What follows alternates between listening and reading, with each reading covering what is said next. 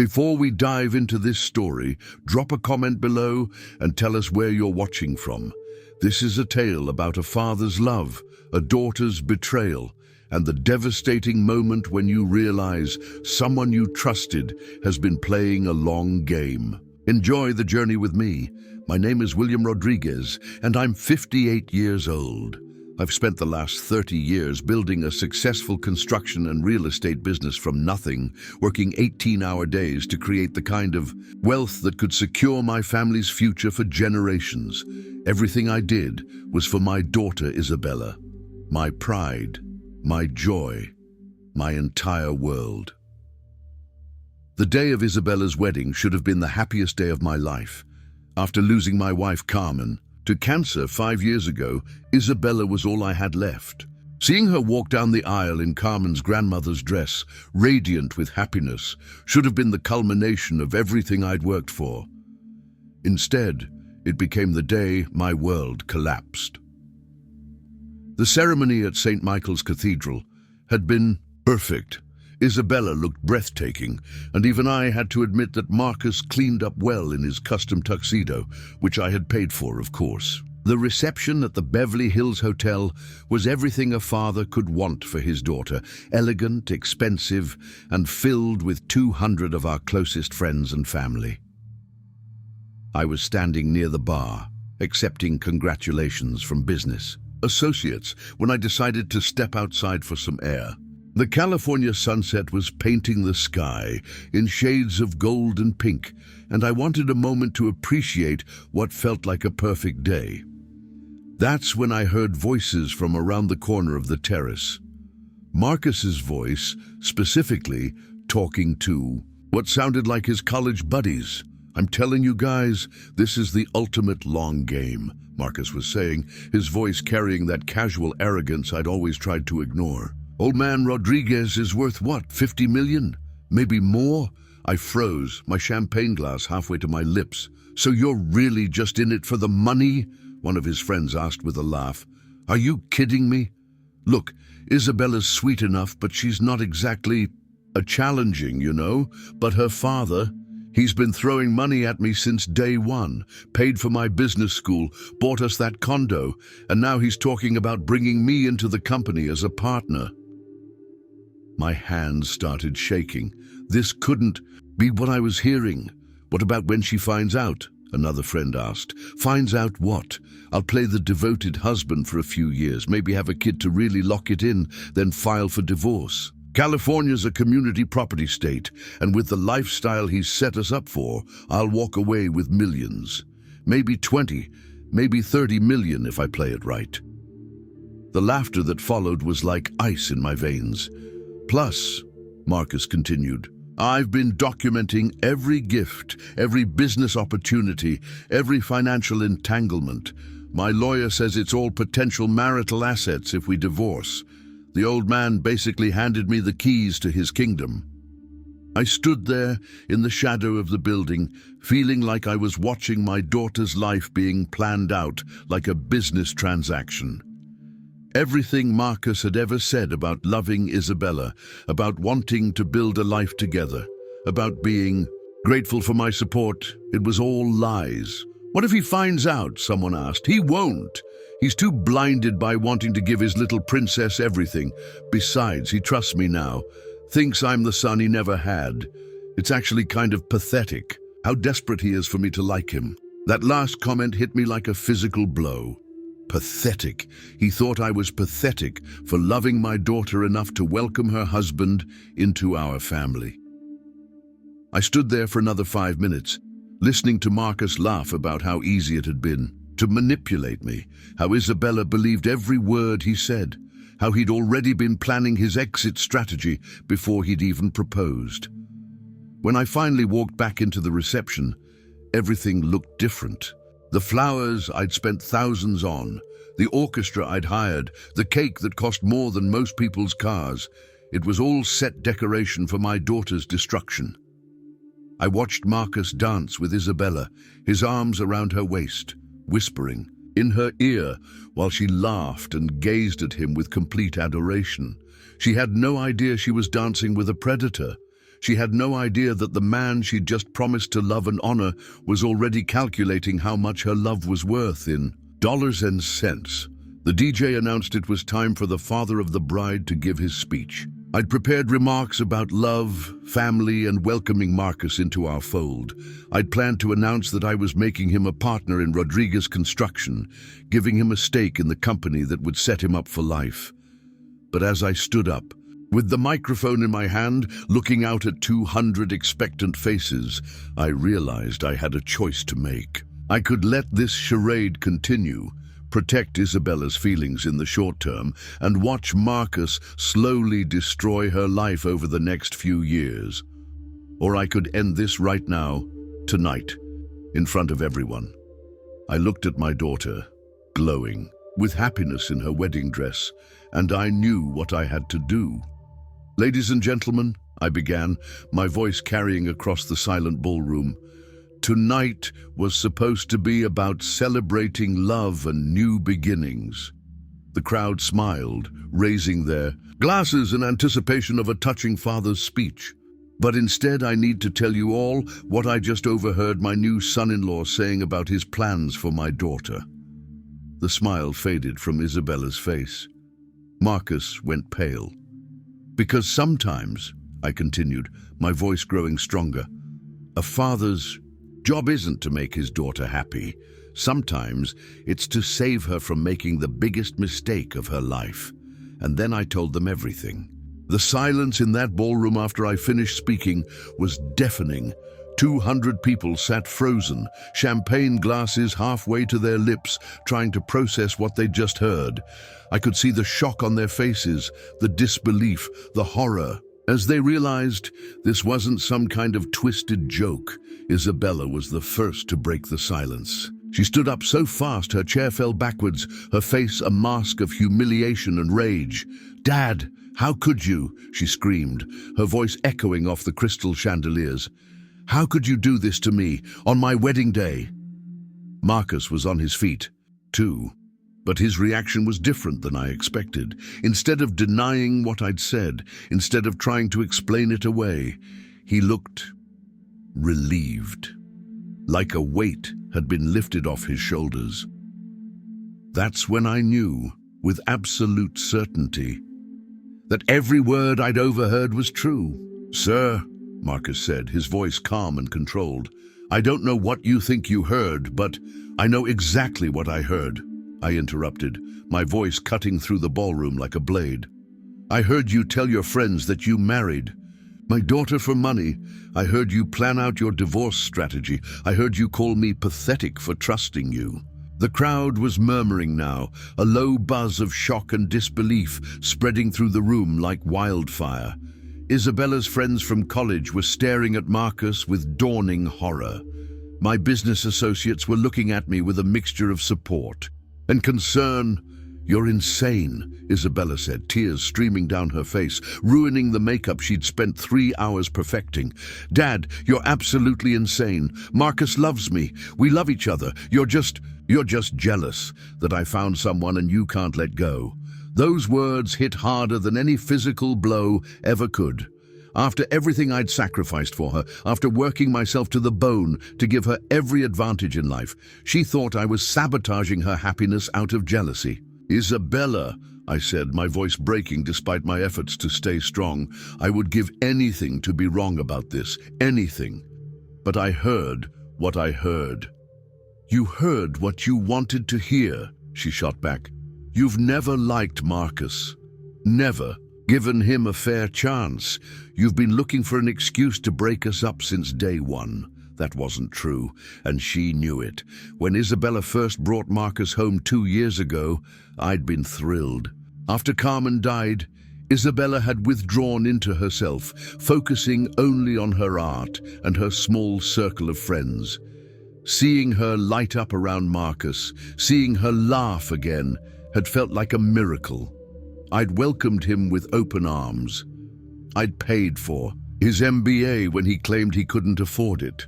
I'd bought them the condo in Santa Monica when he said renting was throwing money away. I'd brought him to business dinners, introduced him to my clients, started grooming him to eventually take over parts of the company. Every time Carmen's sister Rosa had warned me that something seemed off about Marcus, I'd defended him. Every time my business partner Miguel had questioned Marcus's motives, I'd told him he was being paranoid. I'd wanted so badly for Isabella to be happy that I'd ignored every red flag. "Marcus," I said, turning to face him directly, "if what I heard was wrong, if it was taken out of context, then explain it. Tell these people what you really meant." For a moment, Marcus just stared at me. Then, slowly, a smile spread across his face. Not the charming, warm smile he usually wore around Isabella, but something cold and calculating. "You want to know what I really meant?" he said, his voice losing all pretense of warmth. "I meant that you're a foolish old man who's been so easy to manipulate that it's almost insulting. I meant that your daughter is naive enough to believe anything I tell her, and I meant that this family's money is going to set me up for life, whether through marriage or divorce." The gasps from the crowd were audible now. Several people stood up, chairs scraping against the marble floor. Isabella's face went white as a sheet. "Marcus," she whispered, "what are you saying?" "I'm saying your father isn't wrong, sweetheart. He just doesn't understand the game we've all been playing. You think this is about love? This was always about business. You were just too stupid to see it."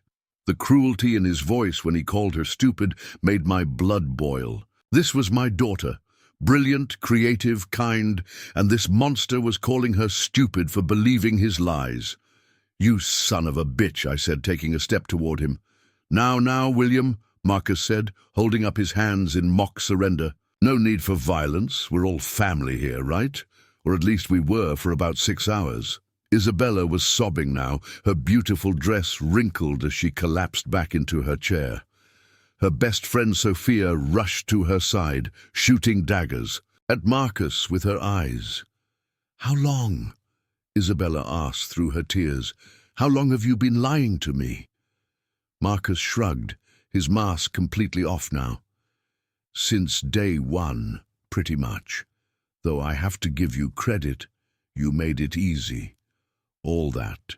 Talk about how your father's money didn't matter to you, how you just wanted someone who loved you for yourself. It was like getting a roadmap to exactly what you wanted to hear, and the business school, the condo, all of it. All part of the investment. Your father was so eager to buy my affection that I figured, why not let him? Every dollar he spent on me was a dollar I'd get back in the divorce settlement. I watched my daughter's world crumble in real time. This was what I'd been trying to prevent, but seeing it happen was still devastating. She'd loved this man completely, trusted him with her entire future, and he'd been playing her from the beginning. The worst part, Marcus continued, seeming to enjoy the destruction he was causing, is that you all fell for it so completely. Your father always talking about what a good judge of character he was. You always going on about how different I was from other guys you'd dated. None of you saw it coming. "Get out," I said, my voice deadly quiet. "What's that?" "Get out of my daughter's wedding. Get out of this hotel. Get out of our lives." Marcus laughed. "Oh, I don't think so, William. See, we're legally married now, which means I have rights, community property rights, rights to half of whatever Isabella inherits, rights to spousal support if she divorces me. You can't just make me disappear because you don't like what you heard." That's when I realized something that Marcus hadn't counted on. In his arrogance, in his certainty that he'd already won, he'd made a critical mistake. "Actually," I said, pulling out my phone, "I can. What are you doing, calling my lawyer?" "You see, Marcus, there's something you don't know about the prenup you signed." The color drained from his face. "What prenup?" "We didn't sign a prenup." "Yes, you did. It was buried in all those other documents you signed when I added you to the condo lease and the business insurance policies. My lawyer made sure of that, and that prenup has a very specific clause about fraud and misrepresentation." I could see the panic starting to set in as he realized what I was saying. If either party enters the marriage under false pretenses or with intent to defraud, The marriage is voidable, and all community property rights are forfeited. And Marcus, you just confessed to fraud in front of 200 witnesses. The ballroom was dead silent except for Isabella's quiet sobbing. Marcus was staring at me like he was seeing me for the first time. "You planned this," he said slowly. "No," I replied. "I hoped I'd never need it. But I didn't become successful by being careless. I protect what's mine." That's when Marcus made his final mistake. Instead of trying to salvage the situation, instead of begging for forgiveness or attempting to convince Isabella that he'd been lying to save face, he showed his true colors completely. "Fine," he snarled. "Have your little princess back. She's not worth the trouble anyway. Boring in bed, no personality, and Daddy's money isn't worth dealing with this family's drama." I saw red, literally. The edges of my vision went crimson, and before I knew what I was doing, I was moving toward him. But Isabella's voice stopped me. "Dad, don't." I turned to look at her. She was standing now, tears still streaming down her face, but there was something different in her expression. The naive girl who'd walked down the aisle that morning was gone. In her place was a woman who'd just learned a terrible lesson about trust and betrayal. "He's not worth it," she said quietly. "He's not worth any of it." Marcus grabbed his jacket from the back of his chair and headed for the exit. But before he left, he turned back one last time. "This isn't over, William. I'll sue you for everything you have. Emotional distress, defamation, breach of contract. You'll regret this." I smiled at him, the first genuine smile I'd had all evening. "Good luck with that, son. But you might want to check the fine print on those contracts first." After he left, the cleanup began, literally and figuratively. The hotel staff quietly started clearing tables while our guests slowly filed out, most of them stopping to offer Isabella their support and condolences. It felt more like leaving a funeral than a wedding reception, but as I watched my daughter accept comfort from her friends and family, as I saw the relief on the faces of people who'd clearly had their own doubts about Marcus, I knew I'd made the right choice. Better to break her heart tonight than let him break her spirit over years of lies and manipulation. Better to end it now than watch him destroy her slowly from the inside. Better to be the villain in her story tonight than watch her become the victim in his. The days following the wedding disaster were some of the darkest of my life. Isabella locked herself in her childhood bedroom in my Beverly Hills house, refusing to see anyone or take phone calls. She wouldn't eat, wouldn't speak to me, wouldn't even come downstairs when Sophia or her other friends came by to check on her. I stood outside her door multiple times a day, listening to her cry, wanting desperately to comfort her, but knowing that right now I was the last person she wanted to see. I was the one who'd destroyed her wedding, humiliated her in front of everyone she cared about, and shattered her dreams of happiness. The fact that I'd also saved her from a lifetime of manipulation and eventual heartbreak didn't seem to matter to her in that moment. My business partner Miguel came by on the third day, finding me sitting in my study, staring at the wall and nursing my third scotch of the afternoon. "William," he said, settling into the leather chair across from my desk, "you look like hell." "I feel like hell," I admitted. "Miguel, what if I was wrong? What if I misunderstood what I heard? What if I just destroyed my daughter's happiness over nothing?" Miguel had been my friend for 20 years, since we'd started the construction company together. He was one of the few people who could speak honestly to me without worrying about consequences. "Do you really believe you were wrong?" he asked. I thought about Marcus's reaction, the way he'd dropped all pretense once he was caught, the cruelty in his voice when he'd called Isabella stupid. "No," I said quietly. "I know what I heard. And I know what I saw in his face when he realized he'd been caught. Then you did the right thing, even if it doesn't feel like it right now. But the way I did it. Miguel, I humiliated her in front of everyone. I could have handled it differently. I could have taken Marcus aside privately, confronted him without making it a public spectacle. And what would have happened then? He would have denied everything, convinced Isabella you were lying, and she would have chosen to believe him over you. At least this way, she heard the truth from his own mouth. Miguel was right, but it didn't make the situation any easier.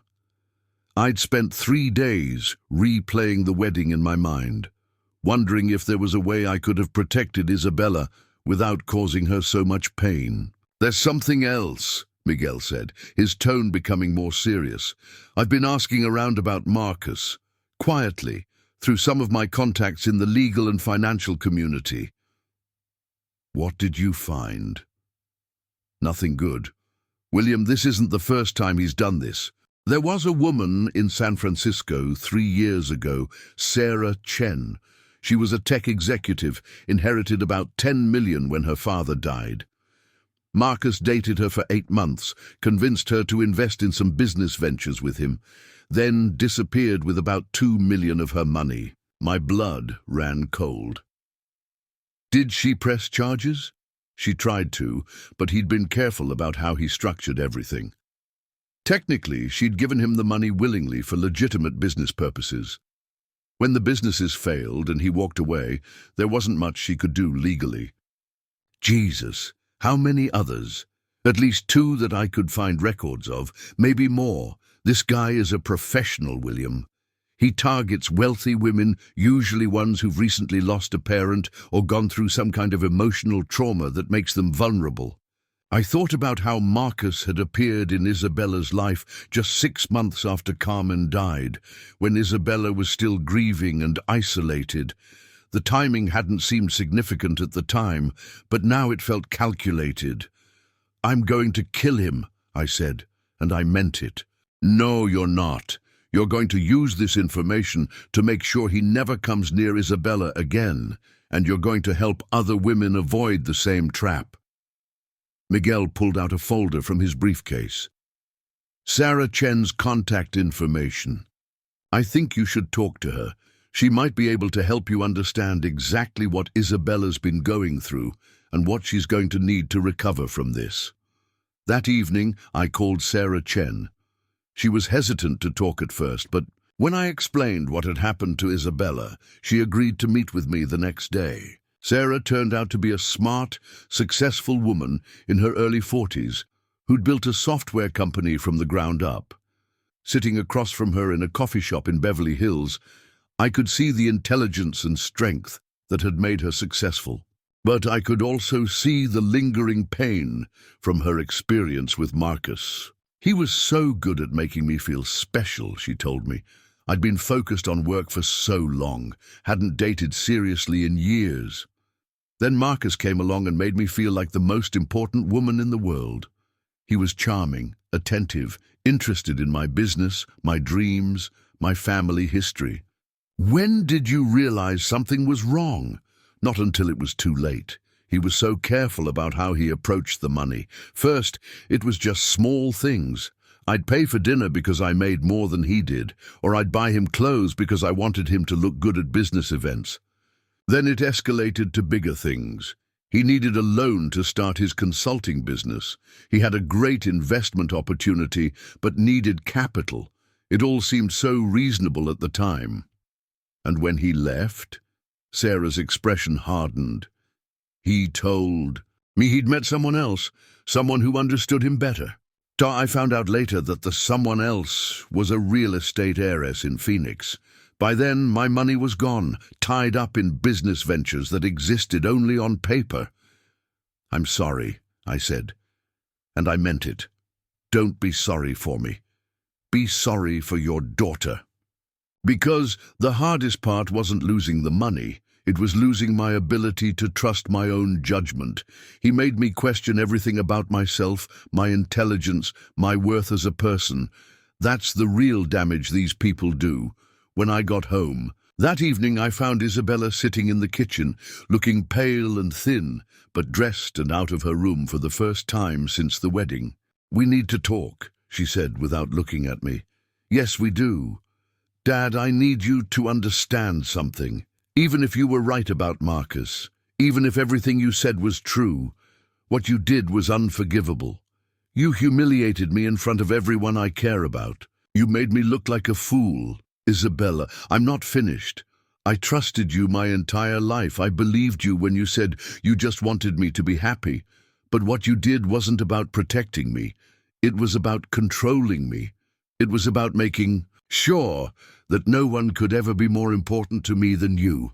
Her words stung because there was truth in them. I had been possessive of Isabella since Carmen died. I'd been suspicious of any man who showed interest in her. But this was different. You're right, I said quietly. I handled it badly. I was so shocked by what I heard, so angry, that I acted without thinking about how it would affect you. But Isabella, I need you to know that what I heard was real. Marcus admitted it himself after I confronted him. I know, she said, her voice barely above a whisper. I've been thinking about it for 3 days, going over every conversation we had, every moment we shared. And now I can see it, the way he always steered conversations toward money, the questions about your business, the interest in our family finances. I can see how he played me. I'm sorry you had to learn about it that way. I'm sorry too. But Dad, I can't just forgive you and move on like nothing happened. You broke something between us that I don't know how to fix.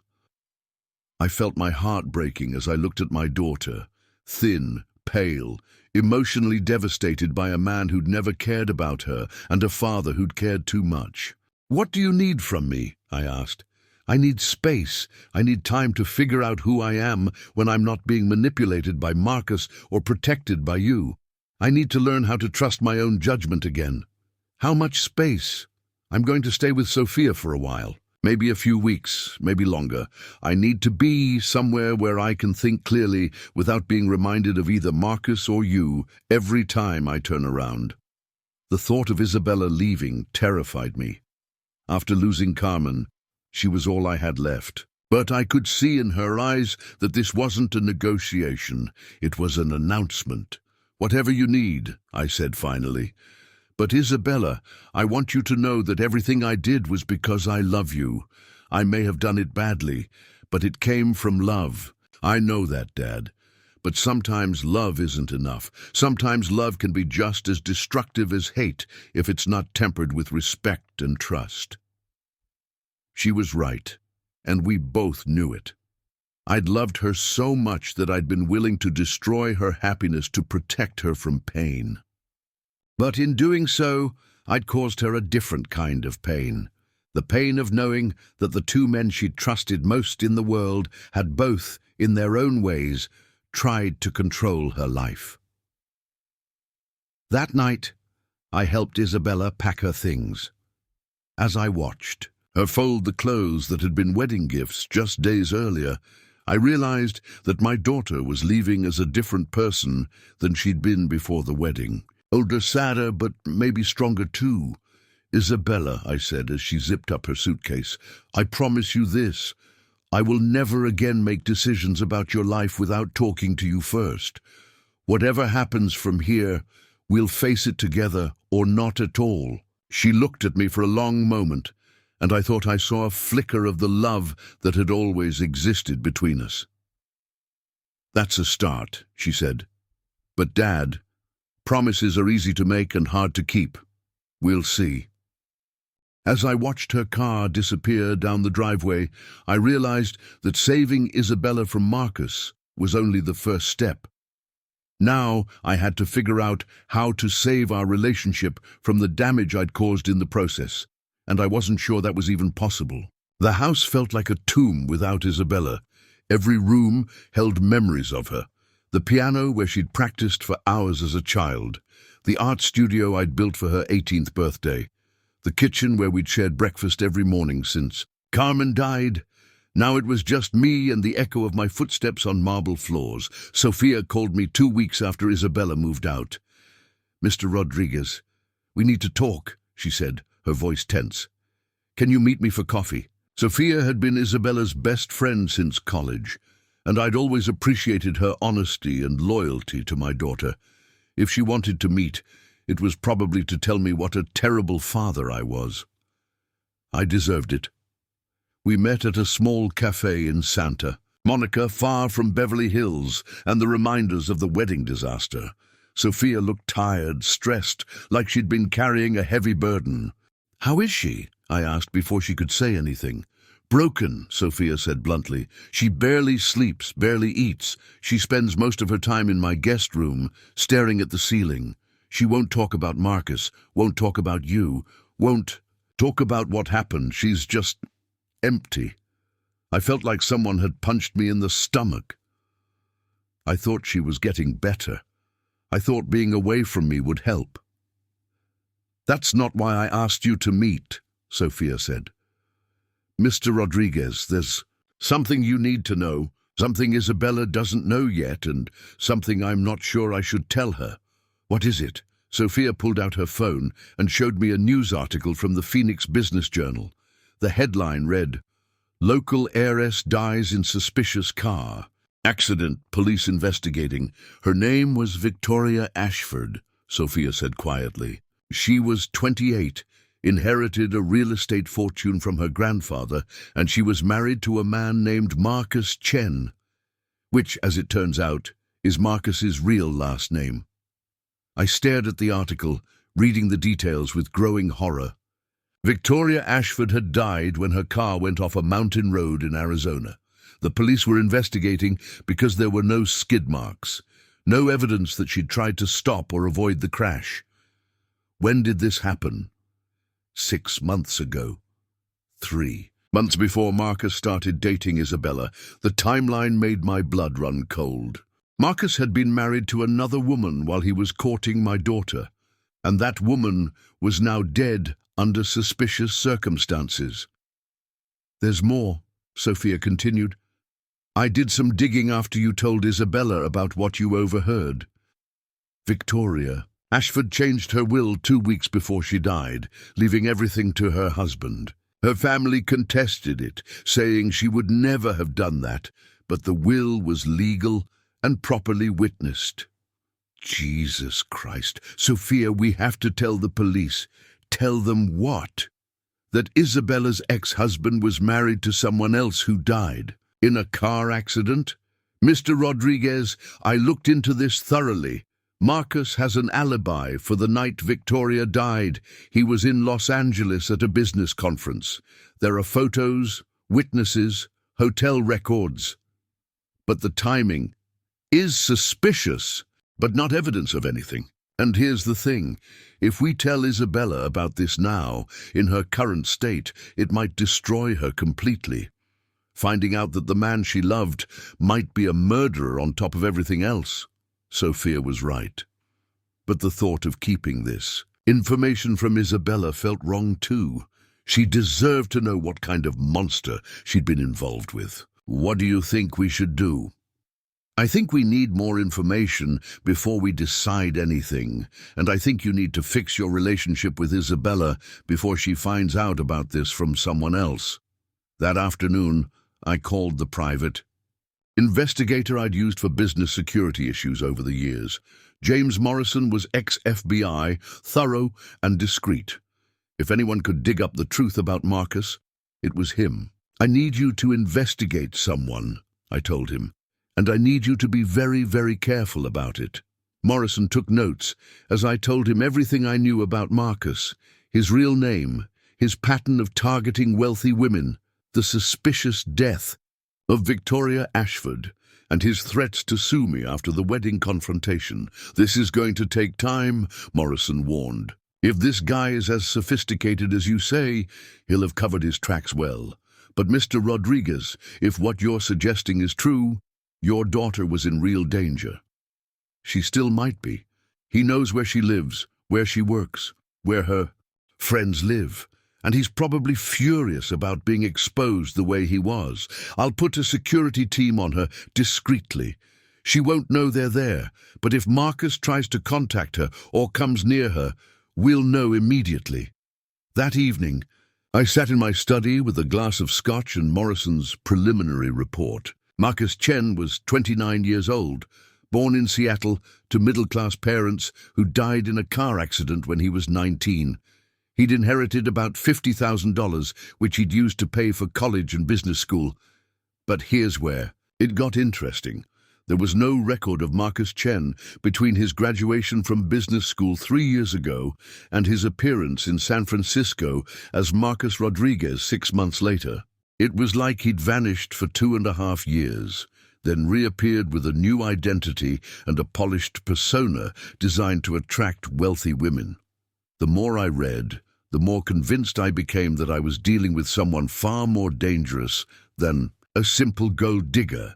This was someone who'd made a career out of manipulating and exploiting vulnerable women, and Isabella had been his next target. My phone rang at midnight. Isabella's number. "Dad?" Her voice was small, scared. "Isabella, what's wrong?" "Someone's been calling me, hanging up when I answer, but the calls come at all hours. And today, Sophia found a man taking pictures of her apartment building from across the street." My blood ran cold. "Where are you now?" "At Sophia's." "Dad, I'm scared. What if it's Marcus? What if he's angry about what happened at the wedding?" "Listen to me very carefully. Lock the doors. Don't answer any calls from numbers you don't recognize, and don't go anywhere alone. I'm coming to get you." "Dad, I don't want to come home yet. I'm still angry with you, and I'm not ready to—" "You don't have to come home. We'll go to a hotel, or I'll hire security for Sophia's apartment, or whatever you need. But Isabella, you're not safe there." There was silence on the other end of the line. Then quietly, "How bad is this, Dad? How much danger am I in?" I thought about Victoria Ashford, about the pattern of women who disappeared from Marcus's life, about the calculated way he'd targeted Isabella when she was vulnerable after her mother's death. "I don't know yet," I said honestly, "but I'm not taking any chances with your safety." An hour later, I was at Sophia's apartment with 2 security guards Morrison had sent over. Isabella looked pale and frightened, nothing like the confident young woman who'd walked down the aisle 2 weeks earlier. "We have options," I told her and Sophia. "Hotel suite with security, safe house outside the city, or we can make Sophia's place secure and keep guards here." "I want to stay here," Isabella said firmly. "This is the first place I've felt safe since the wedding. I'm not letting Marcus drive me out of here too." "Then we'll make it safe." "But Isabella, there are things about Marcus that you don't know. Yet things that might be difficult to hear." "More things? How much worse can it get?" I looked at my daughter, brave, stubborn, determined not to be a victim, and realized that she was stronger than I'd given her credit for. Maybe strong enough to handle the truth. "Sit down," I said gently, "because it gets a lot worse." I watched Isabella's face as I told her about Victoria Ashford, about the pattern of women Marcus had targeted, about the suspicious circumstances surrounding Victoria's death. With each revelation, I saw her grow paler, but also more determined. She was processing information like the intelligent woman I'd raised her to be, not falling apart like I'd feared. "So he was married to someone else while he was dating me," she said when I finished. "And that woman died conveniently after changing her will in his favor." "Yes, and Isabella, the timeline suggests he started targeting you almost immediately after Victoria's death. The grief counseling group where you met. I had Morrison check. Marcus signed up for that group 2 days after Victoria's funeral." Sophia gasped. "Isabella, you told me you met him at grief counseling for people who'd lost parents, but his parents died 10 years ago." "He lied about that too," Isabella said, her voice flat. "He told me his father had died 6 months earlier, that he was struggling with the loss. We bonded over both losing parents recently." I felt rage building in my chest as I realized how carefully Marcus had orchestrated his approach to my daughter. He'd researched her, found out about Carmen's death, then positioned himself as someone who understood her grief. Morrison's security team had been tracking Marcus since the wedding, and what they'd discovered was deeply disturbing. He wasn't just a gold digger. He was a predator who used sophisticated psychological manipulation to identify and exploit vulnerable, wealthy women. "Dad," Isabella said quietly, "show me everything. I need to see all of it." I spread Morrison's files across. Sophia's coffee table, photos of Victoria Ashford, young, beautiful, successful, with the same kind of trusting smile Isabella had worn around Marcus. Police reports from Phoenix detailing the suspicious circumstances of her death. Financial records showing how Marcus had systematically gained access to her accounts before her death, but the most chilling discovery was a notebook Morrison had found in Marcus's abandoned apartment. Pages of handwritten notes about Isabella, her habits, her fears, her emotional triggers, her relationship with me. He'd been studying her like a scientist studies a lab rat. "Listen to this," I said, reading from Morrison's report. Subject: responds well to subtle criticism about father's overprotectiveness, becomes defensive, and pulls away from family when feeling controlled. Key to maintaining influence is positioning myself as the understanding alternative to paternal authority. Isabella's hands were shaking as she looked at the notes. "He wrote that about me?" "There's more. He documented every conversation you had about your mother, about your art, about your insecurities. He knew exactly which emotional buttons to push and when to push them." Sophia was staring at the files in horror. "Isabella, this is like a manual for psychological manipulation. He wasn't just using you for money, he was breaking down your personality and rebuilding it to serve his purposes." I pulled out another document, a life insurance policy Marcus had taken out on Isabella just 2 months after they started dating, listing himself as the beneficiary. "He insured your life for $2 million, I said, my voice tight with anger. "And look at the date. He did it right after I mentioned putting you in my will." Isabella stood up suddenly, walking to the window and staring out at the street below. "I feel so stupid," she said. "How could I not see any of this? How could I be so blind?" "Because he's a professional," I said firmly. "Isabella, this man has been perfecting these techniques for years. You're not stupid. You're a victim of someone who made a career out of exploiting good people. But the signs were there, weren't they? The questions about money, the interest in Dad's business, the way he always seemed to know exactly what to say to make me feel better about myself." Sophia joined her at the window. "Honey, that's called love bombing.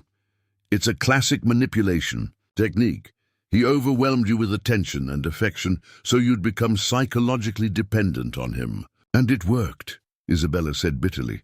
"I was so grateful to feel loved again after Mom died that I didn't question anything. I just soaked up all that attention like a starving person." Morrison called while we were going through the files. "Mr. Rodriguez, we have a problem. Marcus has been asking questions about Isabella's location. He approached the doorman at your Beverly Hills house yesterday, claiming he needed to deliver something to his wife." "Did he say what?" "Divorce papers." "But, sir, I checked. He hasn't filed for divorce. In fact, he can't file for divorce because the marriage was annulled due to the fraud clause in the prenup. Legally, they were never married." Then what was he really trying to do? "I think he was testing security, seeing how easy it would be to get information about Isabella's whereabouts. We also intercepted some phone calls he made to potential lawyers. He's not looking for divorce attorneys. He's looking for probate lawyers." The implication hit me like a physical blow. Marcus wasn't planning to divorce Isabella. He was planning to inherit from her. "Morrison, I want security on my daughter 24/7. And I want to know every move Marcus makes." "Already in place, sir, but there's something else. We found Marcus's real target." "What do you mean?" "Isabella was never the end game. You were. He was planning to eliminate Isabella and then position himself as your grieving son-in-law, the one person who could help you through your loss. Given your age and the stress of losing your only child, he probably figured he wouldn't have to wait long for his inheritance." I felt the room spinning around me. This monster hadn't just been planning to rob my daughter. He'd been planning to kill her so he could manipulate me into making him my heir. Dad? Isabella had turned from the window and was looking at me with concern. What's wrong? You look like you're going to be sick. I couldn't tell her what Morrison had just revealed. Not yet. She was handling the truth about Marcus's manipulation remarkably well, but learning that he'd been planning her murder might be too much. Just more evidence of how dangerous he is, I said carefully. Morrison, what's our next move? We need to get the police involved. With what we've uncovered about Victoria Ashford's death and the insurance policy on Isabella, we might have enough to get them to reopen the investigation in Phoenix. Do it. And Morrison, I want Marcus under surveillance every minute of every day. If he so much as looks in my daughter's direction, I want to know about it. After I hung up, Isabella was quiet for a long time, staring at the files scattered across the coffee table. Dad, she said finally, I need to apologize to you. Isabella, you don't need to. Yes, I do. You saved my life at that wedding. If you hadn't overheard what you did, if you hadn't acted when you did, I would have spent years being manipulated by that monster. Maybe I would have ended up like Victoria Ashford. You don't know that, don't I? Look at this insurance policy. Look at these notes about my psychological profile. This wasn't some opportunistic gold digger, Dad. This was someone who was systematically breaking me down so he could build me back up as his victim. Sophia was nodding. Isabella, I've been watching you for 2 years with Marcus, and I can see it now, how he slowly isolated you from your friends, how he made you doubt your own judgment, how he positioned himself as the only person who really understood you. And I let him, Isabella said. I was so desperate to feel loved again after Mom died that I handed him the keys to my entire life. That's not your fault, I said firmly. Isabella, after your mother died, you were grieving and vulnerable. Marcus researched that vulnerability and exploited it. You're not to blame for being targeted by a predator. But I could see in her eyes that she didn't fully believe me. The damage Marcus had done went deeper than financial. He'd attacked her sense of self, her ability to trust her own judgment, her fundamental understanding of what love looked like. What happens now? She asked. Now we make sure he can never hurt you or anyone else again. We work with the police to build a case against him, and we help you heal from what he did to you. And us? What happens with us? I looked at my daughter, brave, intelligent, wounded but not broken, and felt a surge of protective love so strong it almost overwhelmed me. That's up to you, I said. I know I handled everything badly. I know I hurt you and humiliated you. But Isabella, I hope we can find a way back to each other, because losing you would be worse than anything Marcus could ever do to me. She was quiet for a moment, then she did something that surprised me. She walked over and hugged me, the first physical contact we'd had since the wedding. We'll figure it out, she said quietly. But Dad, no more secrets, no more making decisions about my life without talking to me first. If we're going to rebuild this relationship, it has to be based on honesty and respect. Agreed, I said, holding her tight. Complete honesty from now on.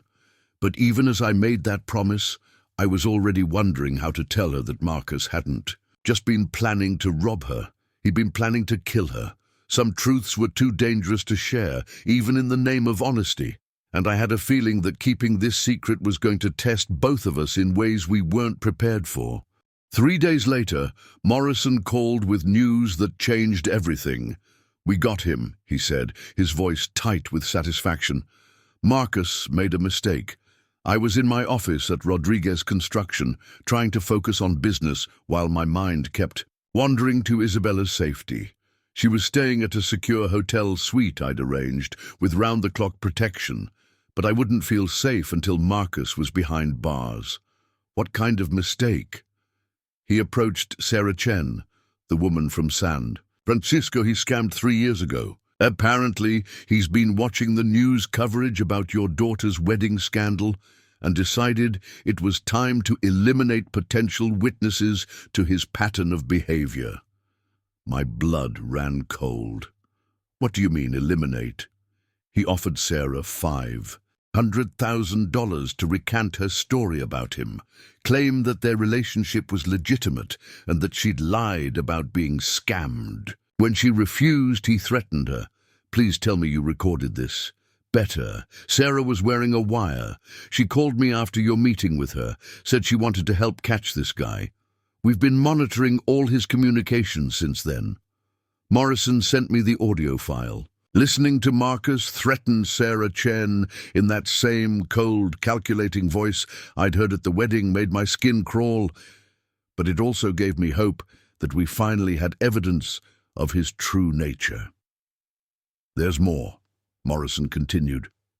The Phoenix. Police reopened the Victoria Ashford case based on the information we provided.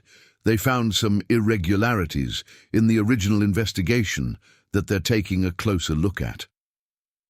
What kind of irregularities? The detective, who originally ruled it an accident, received a substantial anonymous donation to his retirement fund 2 weeks after closing the case. They're investigating whether Marcus bribed him to look the other way. This was exactly what we needed, concrete evidence of Marcus's criminal behavior that went beyond just being a manipulative boyfriend. With any luck, it would be enough to put him away for a long time, but that afternoon everything went wrong. Isabella called me, crying hysterically. Dad, you need to get here right now. Something's happened. I raced to the hotel, my heart pounding. The security team Morrison had assigned was clustered in the hallway outside Isabella's suite, looking grim. What happened? I demanded. Sir? The lead security officer said, someone left a package for your daughter at the front desk. When we opened it to check for threats, we found this. He handed me a manila envelope. Inside were photographs, dozens of them taken with a telephoto lens over the past several days. Isabella leaving Sophia's apartment. Isabella at the hotel restaurant. Isabella in the hotel lobby. And most disturbing of all, Isabella sleeping in her hotel room, taken from outside her window. But it was the note that made my blood freeze. You can run, but you can't hide. We're married now, which makes you mine. Stop fighting this, or I'll make you disappear like Victoria, your loving husband. He's been watching her, I said, my voice shaking with rage. He's been stalking her for days, and somehow your security team didn't notice? Sir, we had eyes on all the entrances and exits. He must have used surveillance equipment from a distance.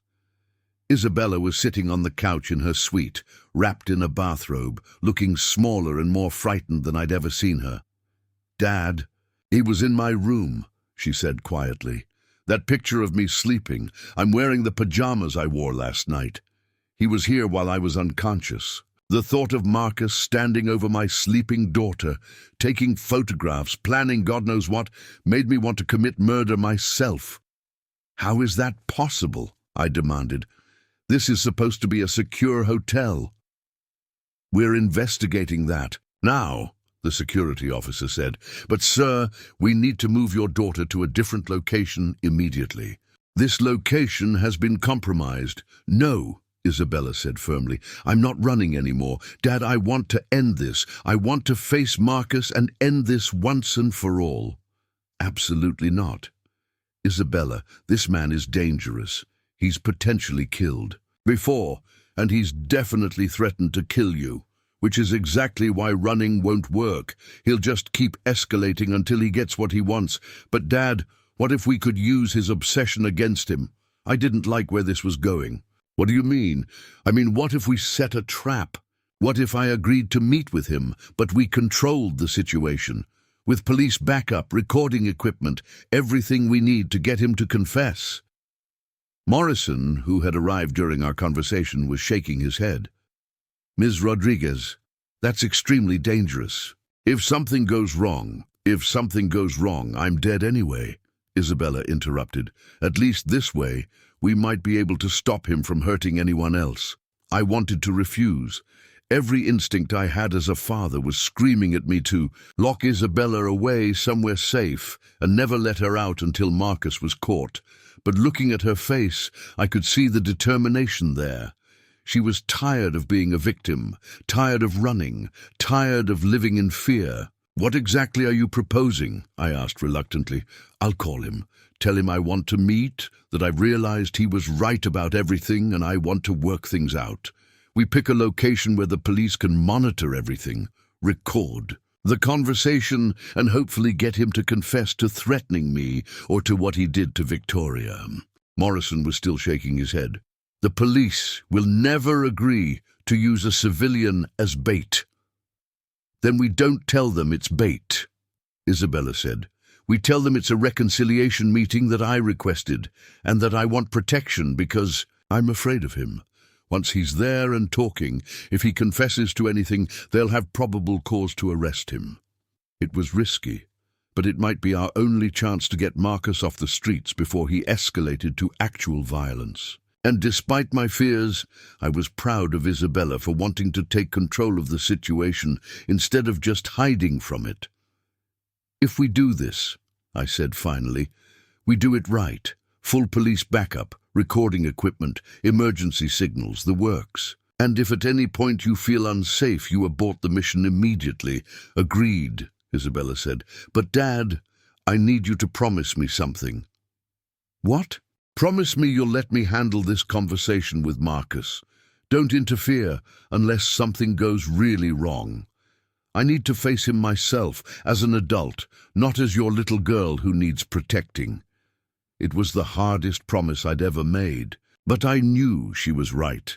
Isabella needed to confront Marcus on her own terms, needed to reclaim the power he'd taken from her. My job was to make sure she was safe while she did it, not to fight her battles for her. "I promise," I said. "But Isabella, if he threatens you, if he says anything that makes you feel like you're in immediate danger, you get out of there. Promise me that." "I promise." 2 hours later, we were at police headquarters, meeting with Detective Sarah Martinez, who was leading the investigation into Marcus's activities. She was skeptical of Isabella's plan at first, but when she saw the photographs and read the threatening note, she agreed that they needed to act quickly. "We'll wire you for sound and have plainclothes officers positioned throughout the location," Detective Martinez explained. "But Ms. Rodriguez, I need you to understand that we can't guarantee your safety. If this man is as dangerous as we believe, this meeting could go very wrong very quickly." "I understand," Isabella said. "But Detective, this might be our only chance to get him to incriminate himself, and I can't keep living in fear of what he might do." That evening, Isabella made the call. I sat beside her, listening as she used every acting skill she'd ever learned to convince Marcus that she wanted to reconcile. "Marcus, I've been thinking about everything that happened at the wedding," she said, her voice perfectly calibrated to sound vulnerable and apologetic. "I think maybe Dad was just trying to cause trouble because he was jealous. I miss you. I miss us." Marcus's voice on the phone was cautious but pleased. "Isabella, baby, I've been hoping you'd call. Your father hurt us both that night, but we can get past this. We can build something even stronger. I want to see you. Can we meet tomorrow? Somewhere quiet where we can talk?" "Of course. Where did you have in mind?" Isabella looked at Detective Martinez, who held up a piece of paper with the location they'd chosen. A coffee shop in Santa Monica with good sightlines and multiple exits. "There's a coffee shop on the pier," Isabella said. "Cafe Marina, do you know it?" "I'll find it." "What time?" 2 o'clock. "Perfect." "Isabella, I'm so glad you called. I've missed you so much." After she hung up, Isabella sat quietly for a moment, then looked at me with tears in her eyes. "Dad, I'm terrified," she admitted, "but I'm also ready. I'm ready to face him and take my life back." "We'll be right there with you," I said. Every step of the way. But as we left the police station, I couldn't shake the feeling that we were walking into something much more dangerous than any of us realized. Marcus had been planning this game for months, maybe years. Did we really think we could outsmart him with one afternoon's worth of preparation? I guess we were about to find out. The next morning, I barely slept. I kept imagining everything that could go wrong with Isabella's plan to confront Marcus. What if he suspected it was a trap? What if he became violent? What if the police backup wasn't enough to protect her? I arrived at Cafe Marina 2 hours early, wanting to survey the location and make sure everything was set up properly. Detective Martinez was already there with her team, positioning plainclothes officers throughout the pier and testing the recording equipment. "How's she doing?" Detective Martinez asked when she saw me. Nervous but determined, she's been practicing what she wants to say, how to steer the conversation toward getting him to admit his threats. "Mr. Rodriguez, I need you to understand something. Once your daughter walks into that cafe, we can't control what happens. If Marcus suspects this is a setup, if he feels cornered, he might do something desperate. I know, but Detective, this might be our only chance to stop him before he hurts someone else." Isabella arrived at 1:30, looking pale but composed. She was wearing a simple dress and minimal makeup, the kind of understated look that Marcus had always preferred. Even her choice of clothing was strategic. She was playing the role of the repentant wife who wanted to reconcile. "How are you feeling?" I asked. "Like I'm about to walk into a lion's den," she said honestly, "but also like I'm finally taking control of my own life. Dad, whatever happens in there, I need you to know that I'm grateful for everything you've done to protect me." "Isabella, no, let me finish. I was angry at you for how you handled the wedding, and I had a right to be. But you saved me from a monster, and I can see that now. Today, I'm going to save myself." At 1:55, Marcus walked onto the pier. Even from a distance, I could see the confident swagger in his walk, the calculated charm in his smile as he spotted Isabella through the cafe window. He looked like a man who thought he'd already won. Isabella took a deep breath and walked into the cafe. I watched through binoculars from my position across the pier as she sat down at a corner table, positioning herself so the recording equipment could capture everything clearly. Marcus entered the cafe at exactly 2:00. I saw him scan the room. He briefly, professional enough to check for threats, but apparently satisfied that this was just what it appeared to be, a reconciliation meeting with his estranged wife. "Isabella," I heard him say through the wire she was wearing, "you look beautiful. I've missed you so much." "I've missed you too," Isabella replied, her acting skills on full display. "Marcus, I'm so sorry about everything that happened. I think I let Dad's jealousy poison my mind against you." "Your father has always been jealous of our relationship," Marcus said, his voice smooth and manipulative. "He couldn't stand that you loved someone more than him." "You're right, and I chose his side over yours, which was wrong. Marcus, I want to make this work. I want us to be together." I could hear the relief in Marcus's voice as he bought into her performance. "That's all I've ever wanted, baby. You and me building a life together away from your father's interference." "About Dad, Marcus, I need you to know that I've cut him off completely. I haven't spoken to him since the wedding. I've been staying with friends, trying to figure out what I really want." This was a lie, of course, but it was calculated to make Marcus feel like he'd achieved his goal of isolating Isabella from her. "Family. Good," Marcus said. "Isabella, your father is toxic. He's been manipulating you your entire life, making you dependent on him so you'd never be able to love anyone else completely." "You're right," Isabella said. "But Marcus, I need to ask you something, and I need you to be honest with me." "Of course, baby. Anything. The things Dad said about you at the wedding, about you only wanting our money, about planning to divorce me. Was any of that true?" There was a pause. I could imagine Marcus calculating his response, deciding how much truth he could afford to tell. Isabella, your father took some private conversations I had with my friends completely out of context. Yes, I talked about your family's wealth, but only because I was excited about the opportunities it could create for us. I want to build something together, create a business empire that we could pass on to our children. So you do want children with me? More than anything. Isabella, I want us to have a family, buy a house, maybe even work together in business. Your father's money isn't important to me except as a way to secure our future. I could hear the lie in every word he spoke, but Isabella was handling it perfectly, drawing him deeper into his own deception.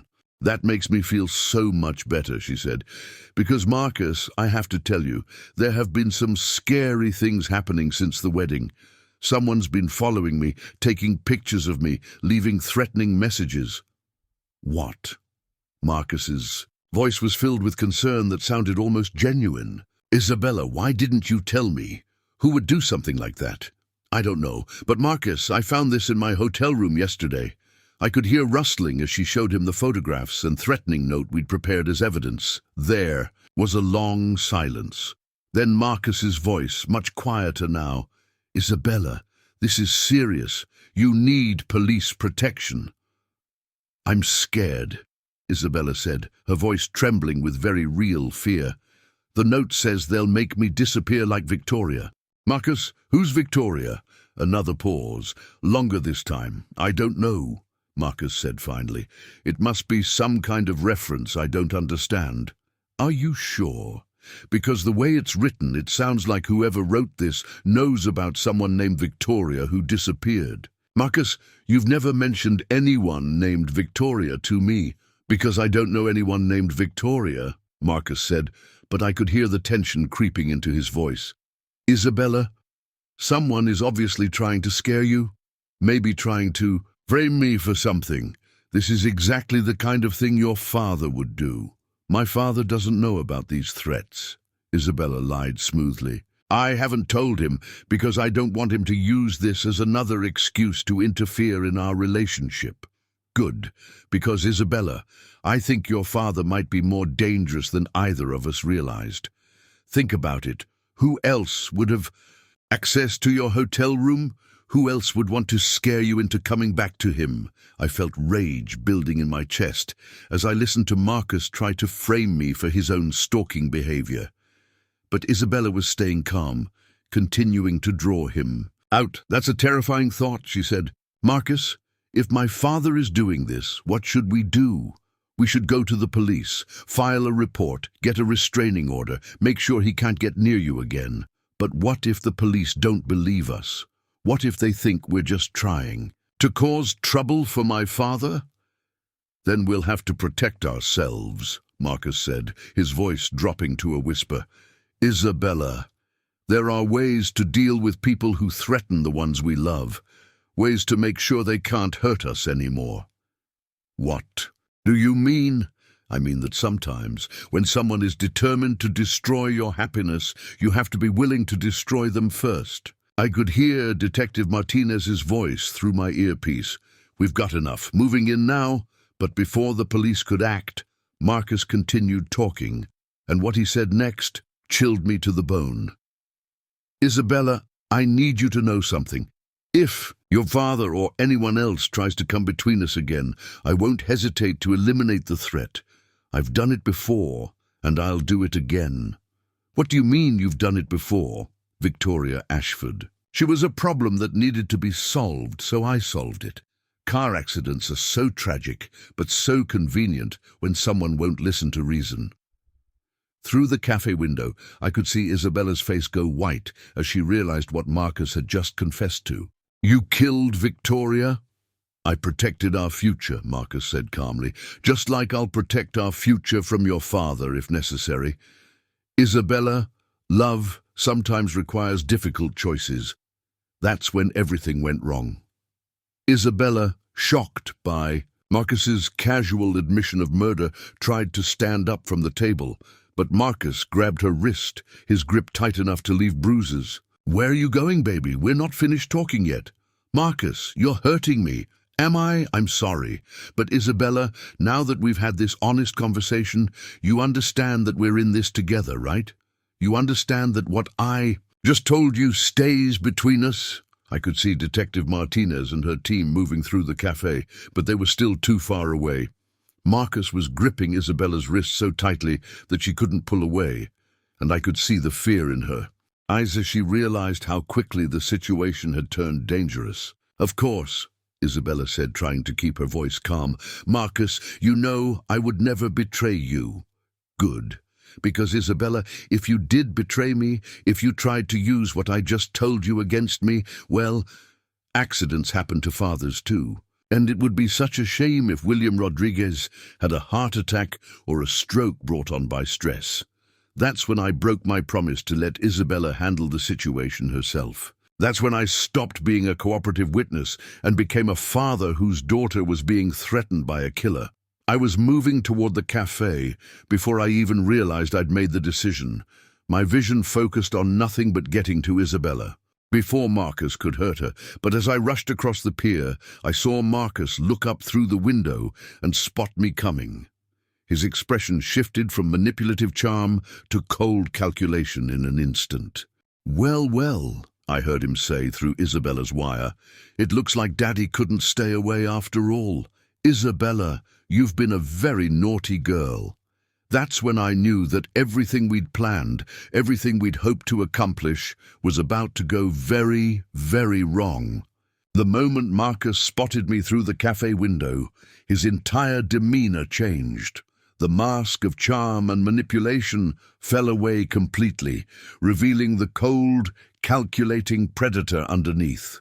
He was still gripping Isabella's wrist, but now he stood up, pulling her with him.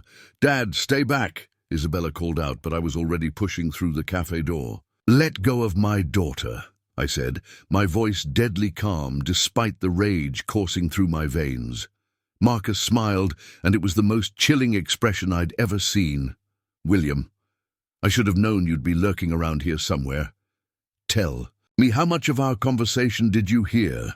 Enough to know you're a murderer, allegedly, Marcus said with a shrug. But who's going to prove it? Isabella? I don't think so, because Isabella understands that if anything happens to me, something very unfortunate might happen to her dear old dad. I could see Detective Martinez and her team positioning themselves around the cafe, but they couldn't move in yet, without risking Isabella's safety.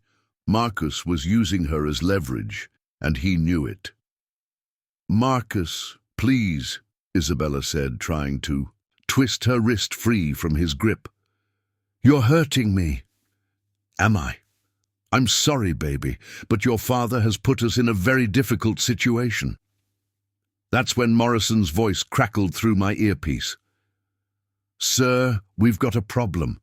Marcus has backup outside. 2 men in a black SUV armed. This was a setup from his end too. My blood ran cold. Marcus hadn't just suspected this was a trap.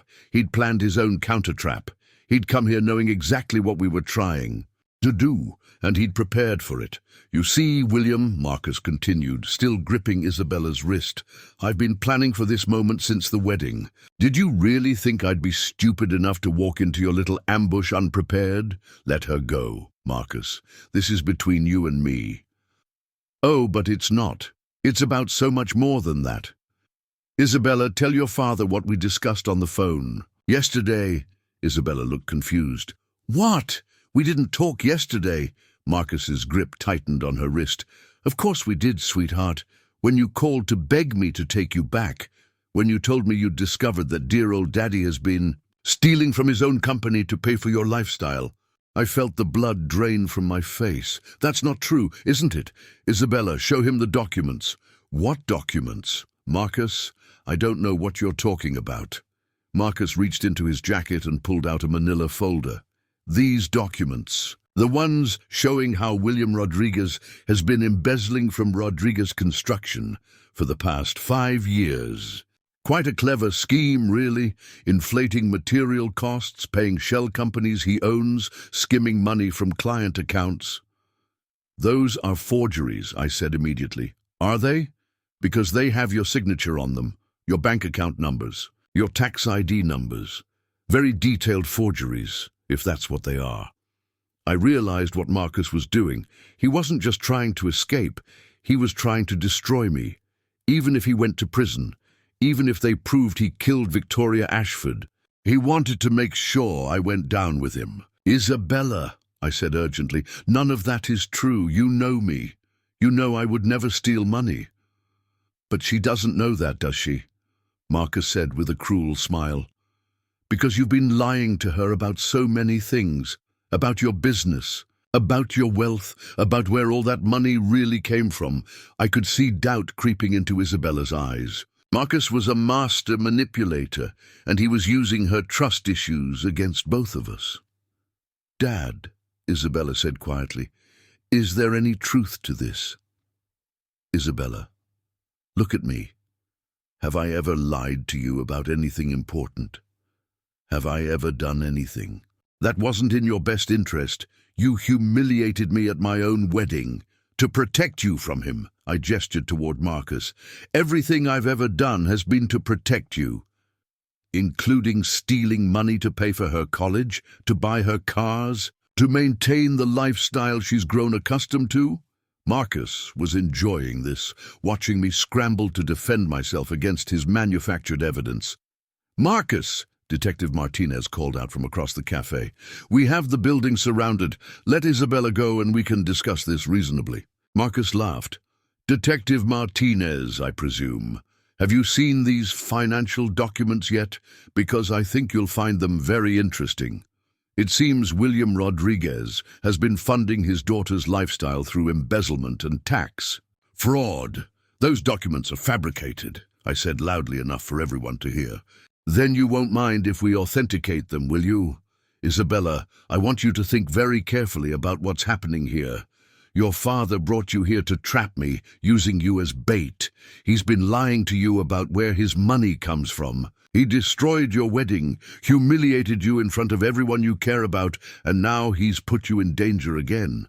I could see Isabella wavering, torn between her love for me and the seeds of doubt Marcus was planting. But Marcus, she said slowly, you just confessed to killing someone. You threatened to kill my father. Did I? Or did I just tell you what you wanted to hear because I knew this whole meeting was being recorded? Isabella, I've never killed anyone. Victoria Ashford died in a car accident, a tragic accident that had nothing to do with me. But your father has been so determined to frame me for something that I thought I'd give him what he wanted. The bastard was good. He was rewriting history in real time, making Isabella question everything she'd heard. You're lying, I said. Isabella, you heard him. You heard the details he knew about Victoria's death. Details that are publicly available in police reports, Marcus said smoothly. Details that anyone could research if they wanted to make a convincing false confession. Morrison's voice came through my earpiece again. Sir, his backup team is moving. You need to get out of there now. But I couldn't leave Isabella.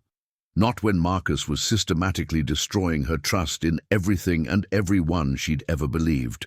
In Isabella, I said desperately, remember what we talked about. Remember the evidence Morrison found. The insurance policy, the notes about your psychological profile, the pattern of women he's targeted. Evidence that could easily be fabricated by a man with the resources to hire private investigators and forge documents, Marcus said. William, you've been planning this frame-up for months, haven't you? Ever since I married your daughter and threatened your control over her. That's not true, isn't it? Tell me, William, when was the last time Isabella made an important decision without consulting you first? When was the last time she had a relationship you didn't try to sabotage? Isabella was looking back and forth between us, tears streaming down her face. Stop it, she said quietly. Both of you just stop. Isabella, Marcus said gently, I know this is confusing. I know it's hard to accept that the man you've trusted your whole life might not be who you think he is. But, sweetheart, I need you to choose. Right here, right now. Do you trust me or do you trust him? The silence in the cafe was deafening. Isabella looked at me, and I could see the war going on behind her eyes. Every instinct she had was telling her to trust her father, but Marcus had been so convincing, so thorough in his manipulation. "I trust," she began, then stopped. That's when the windows exploded inward. Marcus's backup team had arrived, and they weren't planning to negotiate. Gunfire erupted from multiple directions as his associates tried to create enough chaos for him to escape with Isabella. In the confusion, Marcus grabbed Isabella and started dragging her toward the back exit. But Isabella, instead of going along, did something that surprised everyone. She grabbed a heavy ceramic mug from the table and smashed it across Marcus's temple. "I trust my father," she said as Marcus stumbled, blood streaming down his face, "and I trust myself to know a monster when I see one." As Marcus fell to his knees, clutching his head, Isabella looked at me with fierce determination. "Dad, I'm sorry I doubted you, but we need to get out of here now." The gunfight was intensifying, and Detective Martinez was shouting orders to her team, but all I could focus on was my daughter, standing over her fallen tormentor, finally free from his psychological manipulation. "Come on," I said, grabbing her hand. "Let's go home." But as we headed for the exit, Marcus called out one last time, his voice weak but venomous. "This isn't over, Isabella. You can't run from what you are. You can't run from what your father is. I'll find you, and when I do, you'll wish you'd chosen differently." I turned back to look at him, bleeding and defeated on the cafe floor, and felt something I hadn't experienced in weeks. Peace. "No, Marcus," I said quietly. "This is over. You're done destroying people's lives." But even as we escaped the chaos of the cafe, even as Detective Martinez's team arrested Marcus and his associates, I couldn't shake the feeling that this was just the beginning. Men like Marcus don't give up easily, and even from prison he might find ways to continue his games.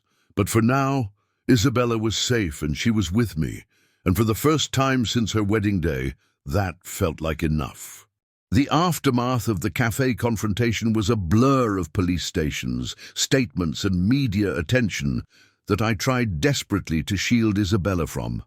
The story of the wedding scandal had already been making local news, but when it came out that Marcus was connected to a murder in Phoenix and had been running con games for years, it exploded into national headlines. Isabella and I spent 3 days at the police station, going over every detail of Marcus's manipulation, his threats, and his confession to Victoria Ashford's murder. Detective Martinez was thorough but kind, understanding that Isabella was still processing the psychological trauma of everything she'd experienced. "The good news," Detective Martinez told us on the 3rd day, "is that we have enough evidence to keep Marcus locked up for a very long time. The confession about Victoria Ashford, the forged documents he tried to use against you, Mr. Rodriguez, the stalking and harassment of Isabella. Even if some charges don't stick, others will." What about his associates? The men who shot up the cafe? 2 of them are in custody. 1 is still in the hospital.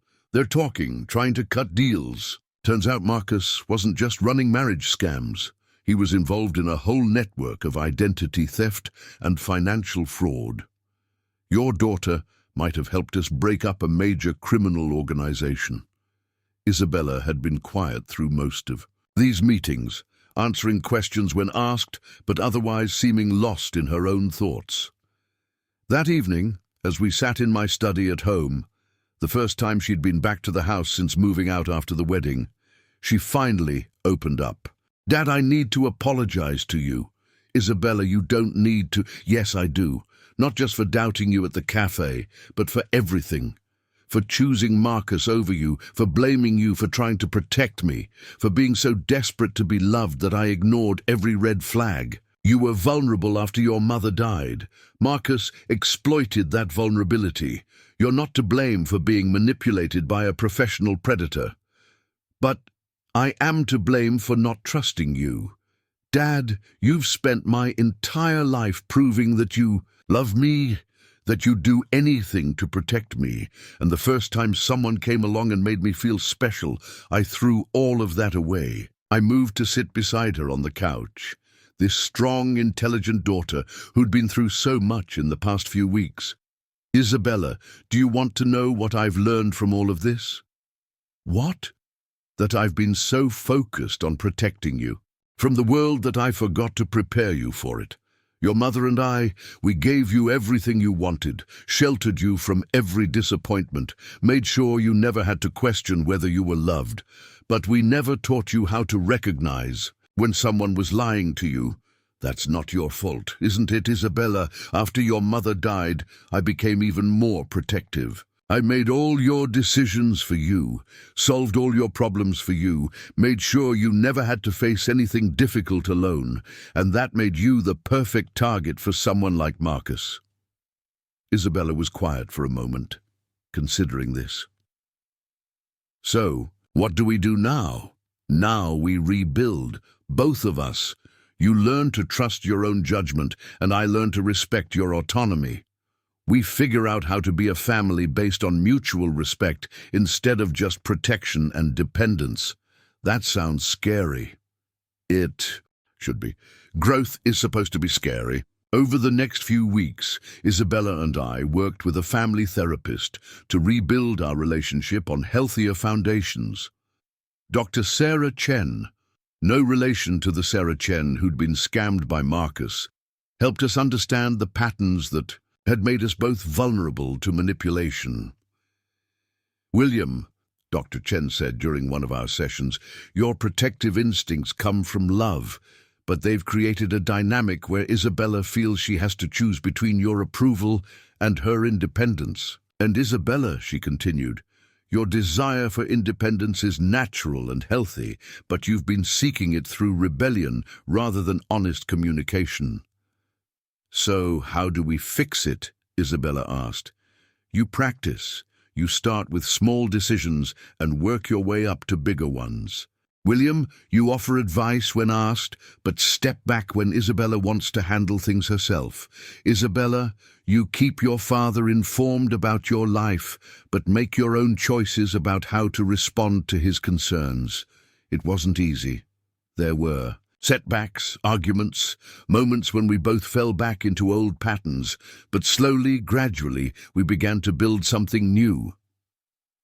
Isabella decided to move back into the house, but into the guest wing where she could have her own space. She started taking art classes again, something she'd abandoned during her relationship with Marcus. She also began volunteering with an organization that helped other victims of domestic abuse and financial fraud. I want to turn this experience into something positive, she told me. If I can help other women recognize the signs of manipulation, maybe Marcus's games can actually save someone else.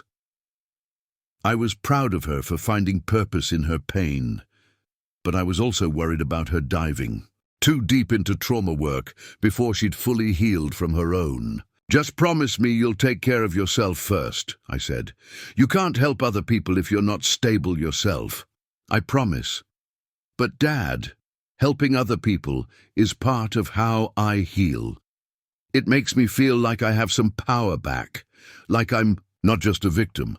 3 months after the cafe incident, we got word that Marcus had been convicted on multiple charges in both California and Arizona. The evidence against him was overwhelming. Not just what we'd provided, but testimony from other women he'd targeted, financial records showing years of fraud, and even evidence linking him to 2 other suspicious deaths. He got 30 years to life, Detective Martinez told us. With his pattern of escalating violence and the murder conviction, he'll never see the outside of a prison cell again. I felt a weight lift off my shoulders that I hadn't even realized I'd been carrying. For months, even with Marcus in jail, I'd been worried about his associates, about appeals, about the possibility that he might find some way to continue threatening Isabella. But that evening, as Isabella and I celebrated the end of Marcus's legal troubles with a quiet dinner at home. She brought up something that surprised me. "Dad, I've been thinking about dating again." My first instinct was panic. After everything we'd been through, the thought of Isabella trusting another man terrified me. But I remembered Dr. Chen's advice about respecting Isabella's autonomy. "How do you feel about that?" I asked carefully, scared but also ready. I've learned a lot about myself, about what healthy relationships look like, about red flags I ignored before. And Dad, I can't let Marcus's manipulation keep me from ever finding love again. You're right. Do you have someone in mind?" Isabella smiled, and for the first time in months it looked genuinely happy. "Actually, yes. Dr. Chen has a colleague, Dr. Michael Torres. He's a trauma therapist who volunteers at the same organization I do. We've been working together on a support group for financial fraud victims." "And you like him?" "I like that he understands what I've been through without trying to fix me or protect me from it. I like that he respects my independence while still being supportive. And I like that he's nothing like Marcus. He's honest about his feelings, transparent about his life, and he's never once asked me about money or inheritance." I felt proud of Isabella for recognizing healthy relationship dynamics, but also terrified of the possibility that she might be wrong again. "Isabella, would you be open to me meeting him? Not to interrogate him or approve your choice, but just so I can feel like I know who you're spending time with." "I'd actually like that," Isabella said, "but Dad, you have to promise me that you'll trust my judgment unless you have concrete reasons not to. No more paranoia, no more investigations unless I ask for them. I promise." A week later, Dr. Michael Torres came to dinner at our house. He was a soft-spoken man in his late 30s, with the kind of calm confidence that came from years of helping people through their worst moments. He talked about his work with trauma victims, his research on recovery and resilience, and his own experiences growing up in a family affected by domestic violence. Most importantly, he treated Isabella like an equal partner in conversation, asking for her opinions, listening to her ideas, and respecting her knowledge and experience. He didn't try to dominate the conversation or impress me with his credentials. After dinner, as Isabella walked him to his car, he turned to me and said something that convinced me he might be different from Marcus. "Mr. Rodriguez, I want you to know that I have no interest in your money or your business. I make a good living as a therapist. I have my own savings and retirement plans, and I've never been in debt. If Isabella and I develop a serious relationship, I'd be happy to sign any prenuptial agreement you think is appropriate." "That's not necessary." "It is necessary. Isabella told me about Marcus, about how he used financial manipulation as part of his abuse. I want you both to know that my interest in your daughter is purely personal. She's brilliant, compassionate, and stronger than she realizes. That's what attracts me to her, not her family's wealth."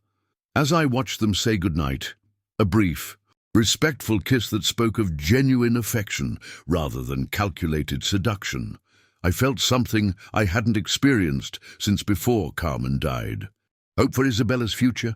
Hope that she might find the kind of love she deserved, with someone who valued her for who she was rather than what she could provide. It would take time to fully trust again, for both of us. But for the first time, since the wedding disaster, I believed that Isabella and I might actually come out of this stronger than we'd been before. We'd both learned hard lessons about love, trust, and the difference between protection and control. But we'd learned them together, and that made all the difference. 6 months after Marcus's conviction, Isabella and I had settled into a new rhythm of life that felt both familiar and refreshingly different. She was thriving in her volunteer work with fraud victims, had completed several new art pieces that were being displayed in a local gallery, and her relationship with Michael was developing into something beautiful and healthy. But one morning, Detective Martinez called with news that brought all our old fears rushing back. "Mr. Rodriguez, we need to talk. Something's happened with Marcus Chen." My blood ran cold. "What do you mean? I thought he was in maximum security." "He is. But yesterday, another inmate was found dead in his cell, stabbed multiple times, and the preliminary investigation suggests Marcus might have been involved." I sank into my office chair, feeling like the ground was shifting beneath me again. "Are you saying he killed someone in prison?" "We're still investigating, but it looks that way. Mr. Rodriguez, the victim was a man named Danny Reeves. He was serving time for identity theft and fraud, crimes very similar to what Marcus was convicted of." "Why would Marcus kill him?" "That's what we're trying to figure out. But there's something else. Danny Reeves had been receiving visits from a woman who claimed to be his sister, a woman who matches the description of someone Marcus has been corresponding with. Marcus has been getting mail, extensively, mostly from women who apparently believe he's innocent, who want to help him with his appeals. But this particular woman is different. She's been visiting multiple inmates convicted of financial crimes, always claiming to be a relative." I felt a chill of understanding. "She's recruiting." "That's what we think. Mr. Rodriguez, we believe Marcus is trying to build some kind of criminal network from inside prison, using his manipulation skills to identify potential accomplices, then having this woman approach them with offers of assistance. And Danny Reeves apparently refused to cooperate, which might be why he's dead." I immediately called Isabella, who was at the gallery preparing for her art show opening that evening. "Isabella, I need you to come home right now. And call Michael. I want him here too." "Dad, what's wrong? You sound terrified." "I'll explain. When you get here, just be careful. Watch for anyone following you and don't go anywhere alone." An hour later, Isabella, Michael, and I were sitting in my study while Detective Martinez explained the situation. Isabella's face grew pale as she listened, but Michael held her hand supportively throughout the briefing. "So Marcus is still trying to manipulate people, even from prison," Isabella said when Detective Martinez finished. "It appears so, and given his obsession with you and your father, we have to assume that whatever network he's building is somehow connected to seeking revenge against your family." "What kind of revenge?" Michael asked. "We're not sure yet, but Marcus has been very vocal in his correspondence about believing he was framed, about planning to prove his innocence and make the people who wronged him pay for what they did." I looked at Isabella, seeing the fear and frustration in her eyes. Just when she'd started to feel safe again, just when she'd begun rebuilding her life, Marcus was reaching out from prison to threaten her peace of mind. "What do we do?" I asked. "For now, increased security. We're monitoring Marcus's communications more closely, tracking this woman who's been visiting inmates and investigating the network he might be building. But Mr. Rodriguez, Ms. Rodriguez, you need to be extra vigilant. That evening's art gallery opening should have been a celebration of Isabella's return to her passion, her healing from the trauma Marcus had inflicted. Instead, it felt like a carefully orchestrated security operation. Private guards positioned throughout the gallery, background checks on everyone attending, metal detectors at the entrance. But despite the security concerns, watching Isabella talk about her art, paintings that depicted her journey from darkness into light, from manipulation into self-discovery, filled me with pride. She'd transformed her pain into something beautiful, something that might help other people understand their own struggles. "These pieces," she was telling a small group of admirers, "represent the process of reclaiming your identity after someone has tried to rewrite your story. This one here, Shattered Mirror, shows how manipulation makes you question your own reflection. But this one, Phoenix Rising, represents the moment when you realize you're stronger than the person who tried to break you." Michael stood beside her, not trying to insert himself into the conversation, but simply being present, supportive, proud of her accomplishments. The contrast with Marcus, who had always made everything about himself, was stark and reassuring. But, as the evening progressed, I noticed something that made me uneasy. A woman in her 40s, well-dressed but somehow out of place among the art enthusiasts, had been circulating through the gallery for over an hour. She wasn't looking at the paintings. She was watching people, particularly Isabella. I approached one of the security guards and discreetly pointed her out. "That woman by the wine table. She's been here too long without showing any interest in the art." The guard nodded and began moving closer to her position. But before he could reach her, the woman turned and walked directly toward Isabella. "Excuse me," she said, her voice warm and friendly. "Are you Isabella Rodriguez?" Isabella turned, immediately alert. "Yes, I am. I'm Jennifer Walsh. I write for Arts and Culture magazine, and I'd love to do a feature story about your work." The themes of recovery and resilience are so powerful. It sounded legitimate, but something about the woman's manner set off alarm bells in my mind. The way she'd avoided looking at the artwork, the timing of her approach, the slightly rehearsed quality of her introduction. "That's very flattering," Isabella said carefully, "but I'm not really ready for that kind of publicity yet." "Oh, but your story is so inspiring," Jennifer pressed. "A young woman who overcame manipulation and abuse to find her artistic voice again. Our readers would be so moved by your journey." Now I was certain something was wrong. Isabella hadn't shared details about Marcus's abuse with anyone outside our immediate circle and the legal team. How would a magazine writer know about manipulation and abuse unless someone had told her? I moved closer to the conversation, catching Michael's attention as I did. He immediately understood something was wrong and began positioning himself on the other side of the group. "Ms. Walsh," I said, stepping into the conversation, "what publication did you say you write for?" "Arts and Culture magazine," she repeated, smoothly.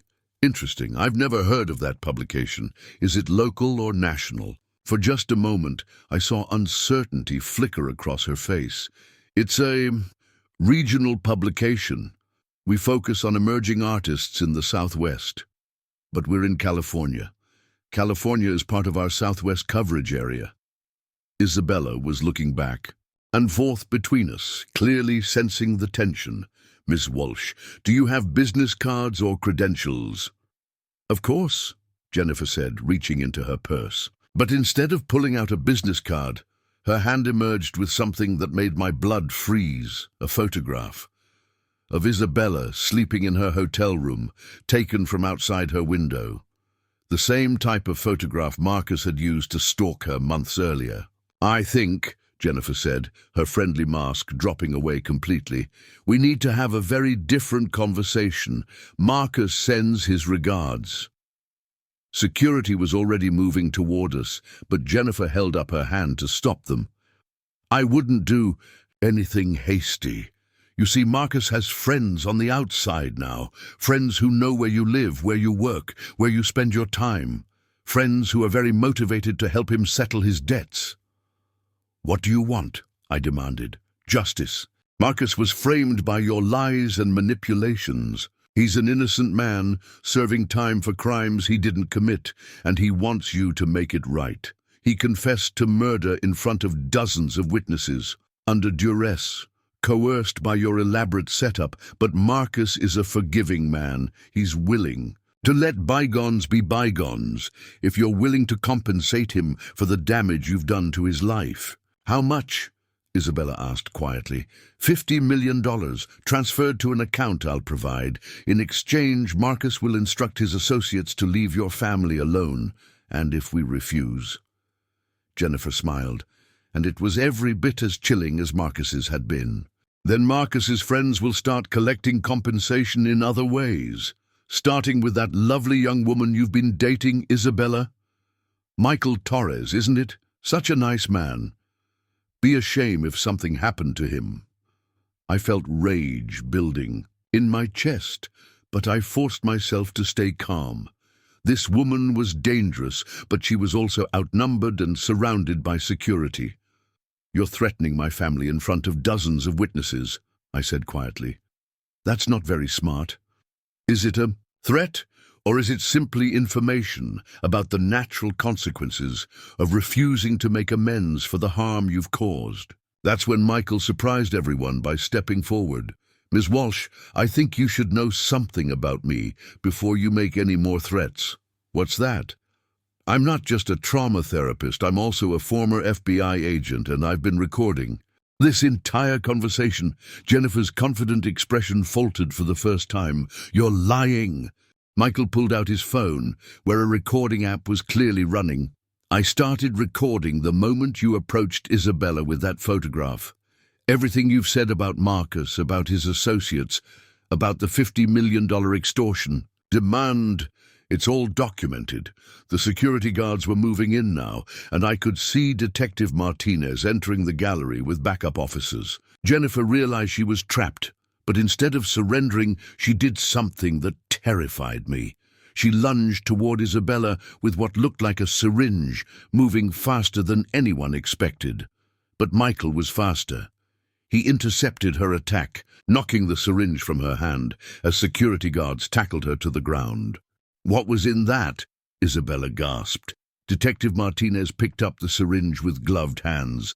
"We'll have it tested, but given Marcus's pattern, probably something that would have made Isabella very sick. Sick enough to require hospitalization, where she'd be more vulnerable." As they led Jennifer away in handcuffs, she called out one last message.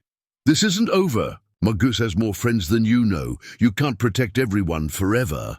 But looking around at the people who'd come to support Isabella's art show, friends, colleagues, even some of the fraud victims she'd been helping, I realized that Jennifer was wrong.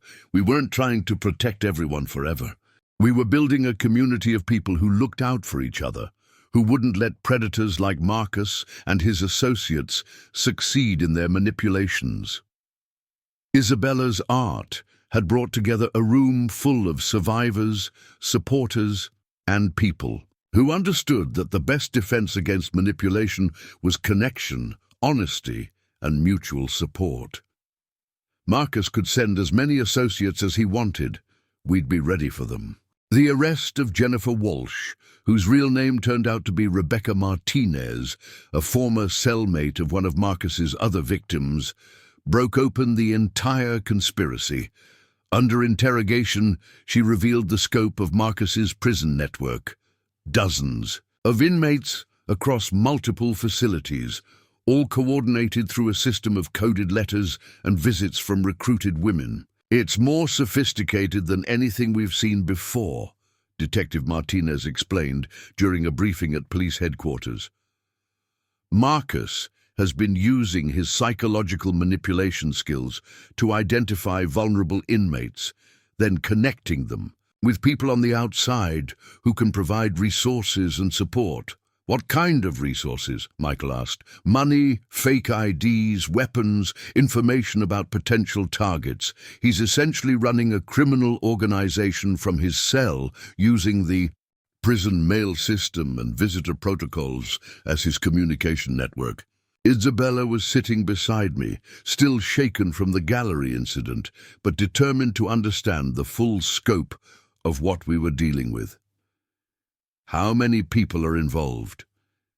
"We've identified at least 30 inmates and 15 outside associates so far.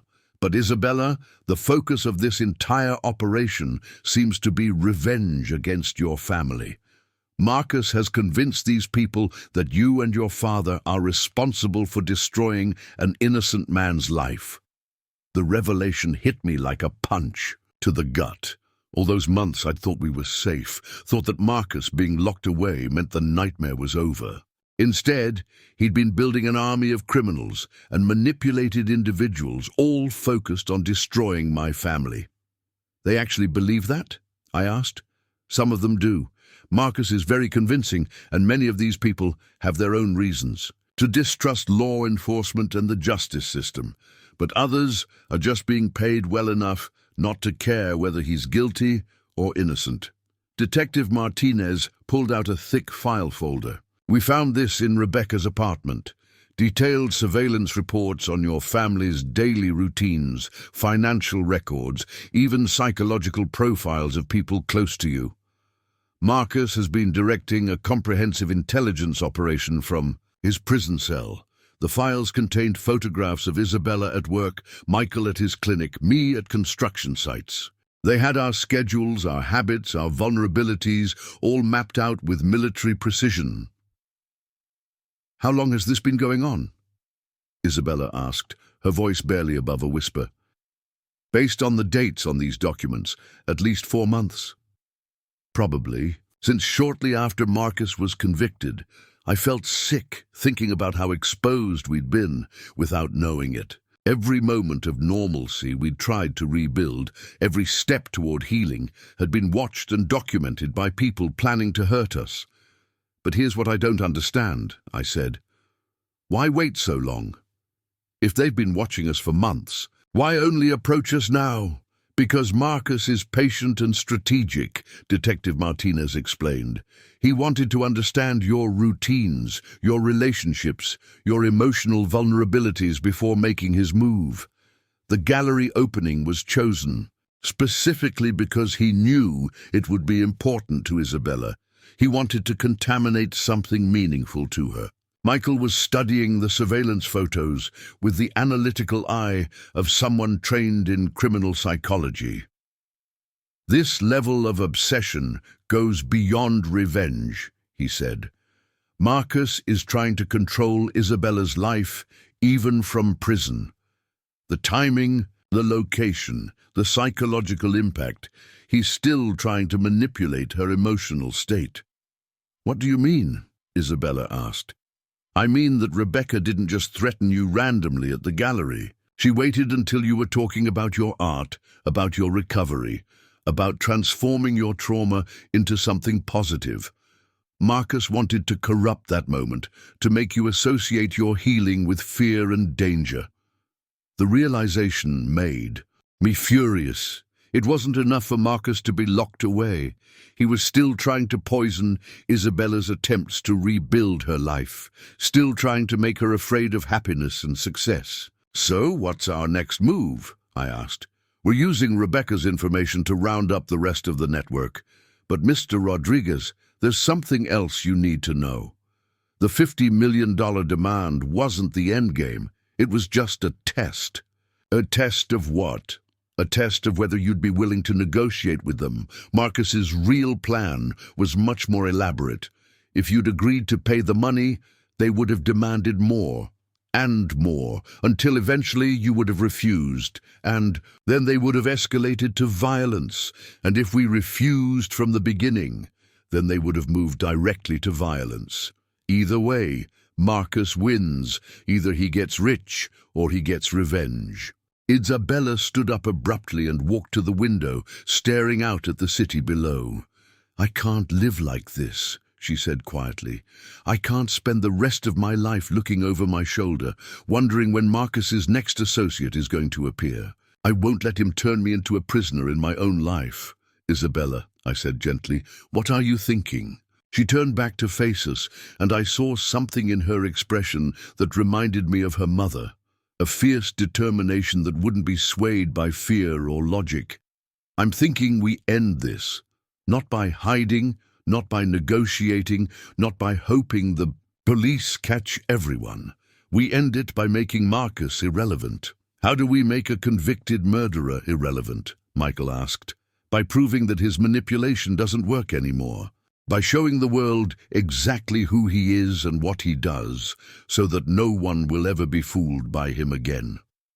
I felt a surge of pride mixed with terror. My daughter was talking about taking on a dangerous criminal organization, but she was doing it from a position of strength rather than victimhood. Isabella, that's incredibly dangerous. If we go public with this story, if we expose Marcus's network, we become even bigger targets, or we become too visible to attack safely. Dad, think about it. Right now, Marcus's power comes from operating in shadows, from recruiting people who don't know the full truth about what he's done. But what if we made the truth impossible to ignore? Detective Martinez was shaking her head. Ms. Rodriguez, I understand your frustration, but going public with an ongoing investigation could compromise our ability to prosecute the remaining network members. Then we wait until your investigation is complete, Isabella said. But then we tell our story, all of it. The manipulation, the murder, the prison network, everything. We make Marcus famous for all the wrong reasons. Michael was nodding slowly. From a psychological perspective, it's actually brilliant. Narcissistic manipulators like Marcus depend on their ability to control information and narrative. Public exposure strips away that control, but it also exposes us to copycat criminals, obsessed individuals, and media attention that could be overwhelming, I pointed out. Dad, we're already exposed. Marcus has dozens of people watching us, planning ways to hurt us. At least this way, we take control of the situation instead of just reacting to it.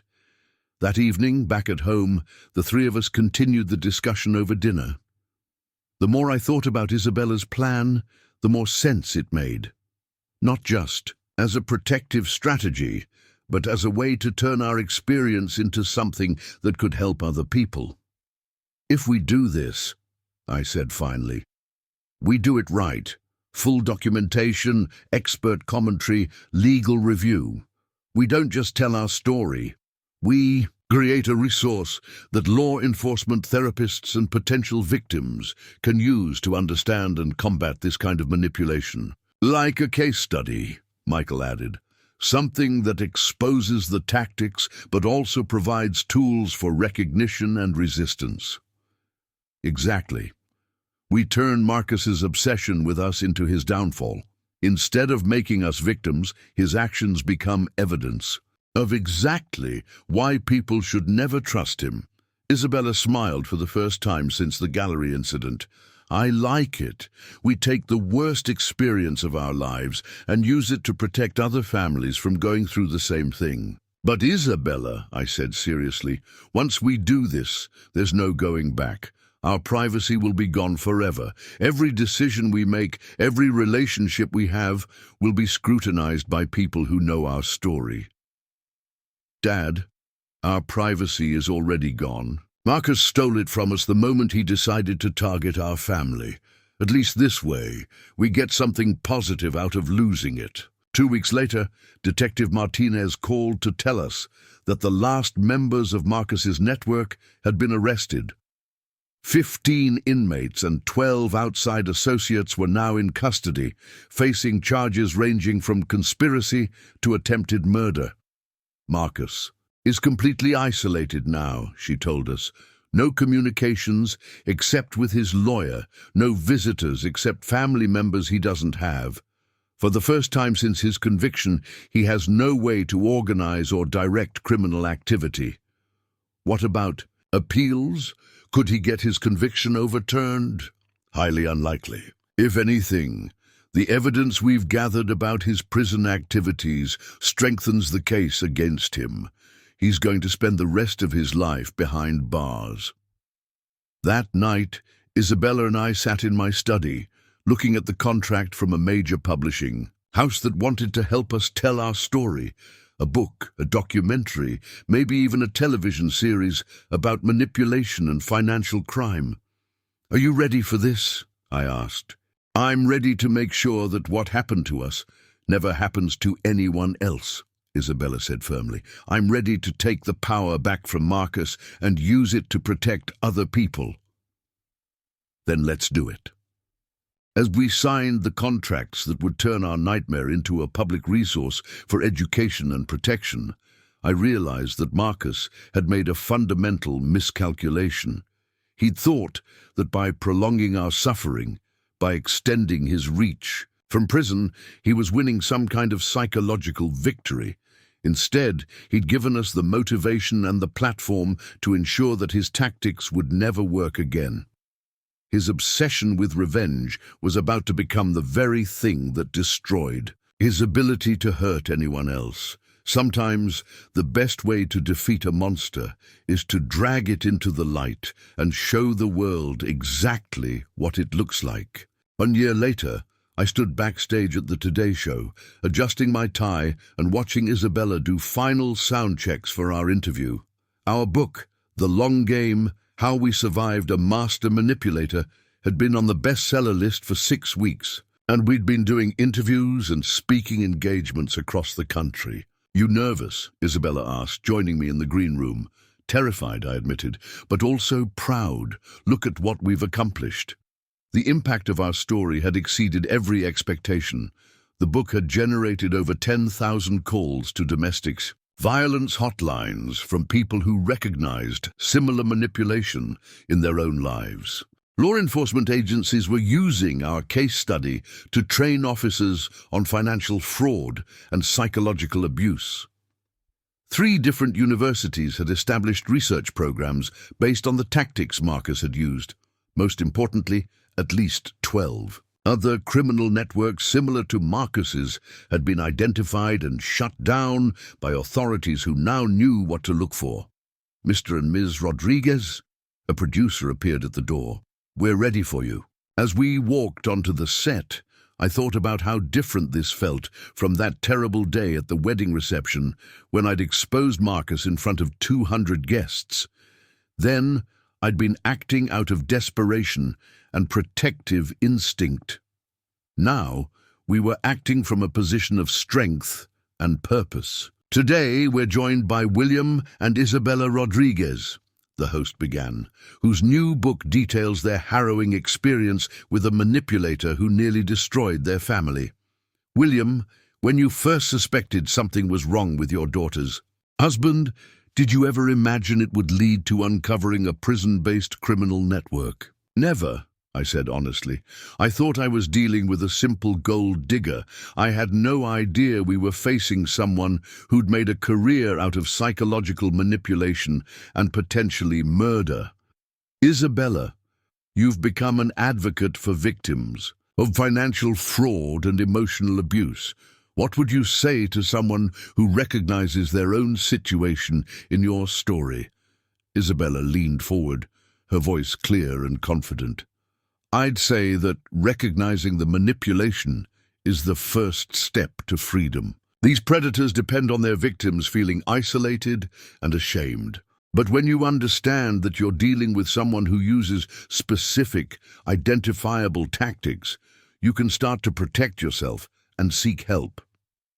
"And the relationship between you two, how has this experience changed your father-daughter dynamic?" Isabella and I looked at each other, and I saw the love and respect that had grown between us through this ordeal. "It taught us the difference between protection and control," Isabella said. "My father's instinct to protect me saved my life, but we both had to learn how to balance that protection with respect for my autonomy as an adult. We learned to be partners instead of just parent and child," I added. Isabella's strength and courage inspired me to be braver than I thought possible. After the interview, we had lunch with our literary agent who had news about the book's continued success. "The documentary rights have been sold to Netflix," she told us, "and there's interest from law enforcement training companies about developing a curriculum based on your experience." "What about the proceeds?" Isabella asked. "Are we still on track for the Victim Assistance Fund?" We'd decided to donate the majority of our book profits to organizations that helped victims of financial fraud and domestic abuse. It felt like the right way to honor what we'd been through. "Absolutely. You're looking at about $2 million for the fund once all the deals are finalized." That afternoon, we visited Michael at his clinic, where he'd been using our story as part of his trauma therapy practice. Seeing him work with clients who'd experienced similar manipulation was both heartbreaking and inspiring. "How are they doing?" Isabella asked about his current group of patients. "Better than I expected." Having concrete examples of manipulation, tactics helps them understand that they're not crazy, that what they experienced was real and purposeful. Your story gives them a framework for understanding their own experiences. Any word from Marcus? I asked. Michael shook his head. Complete radio silence since the network was shut down. His lawyer says he's not interested in any deals or cooperation. He's just serving his time. Good, Isabella said firmly. I hope he spends every day of the rest of his life thinking about how his obsession with revenge backfired and made him irrelevant.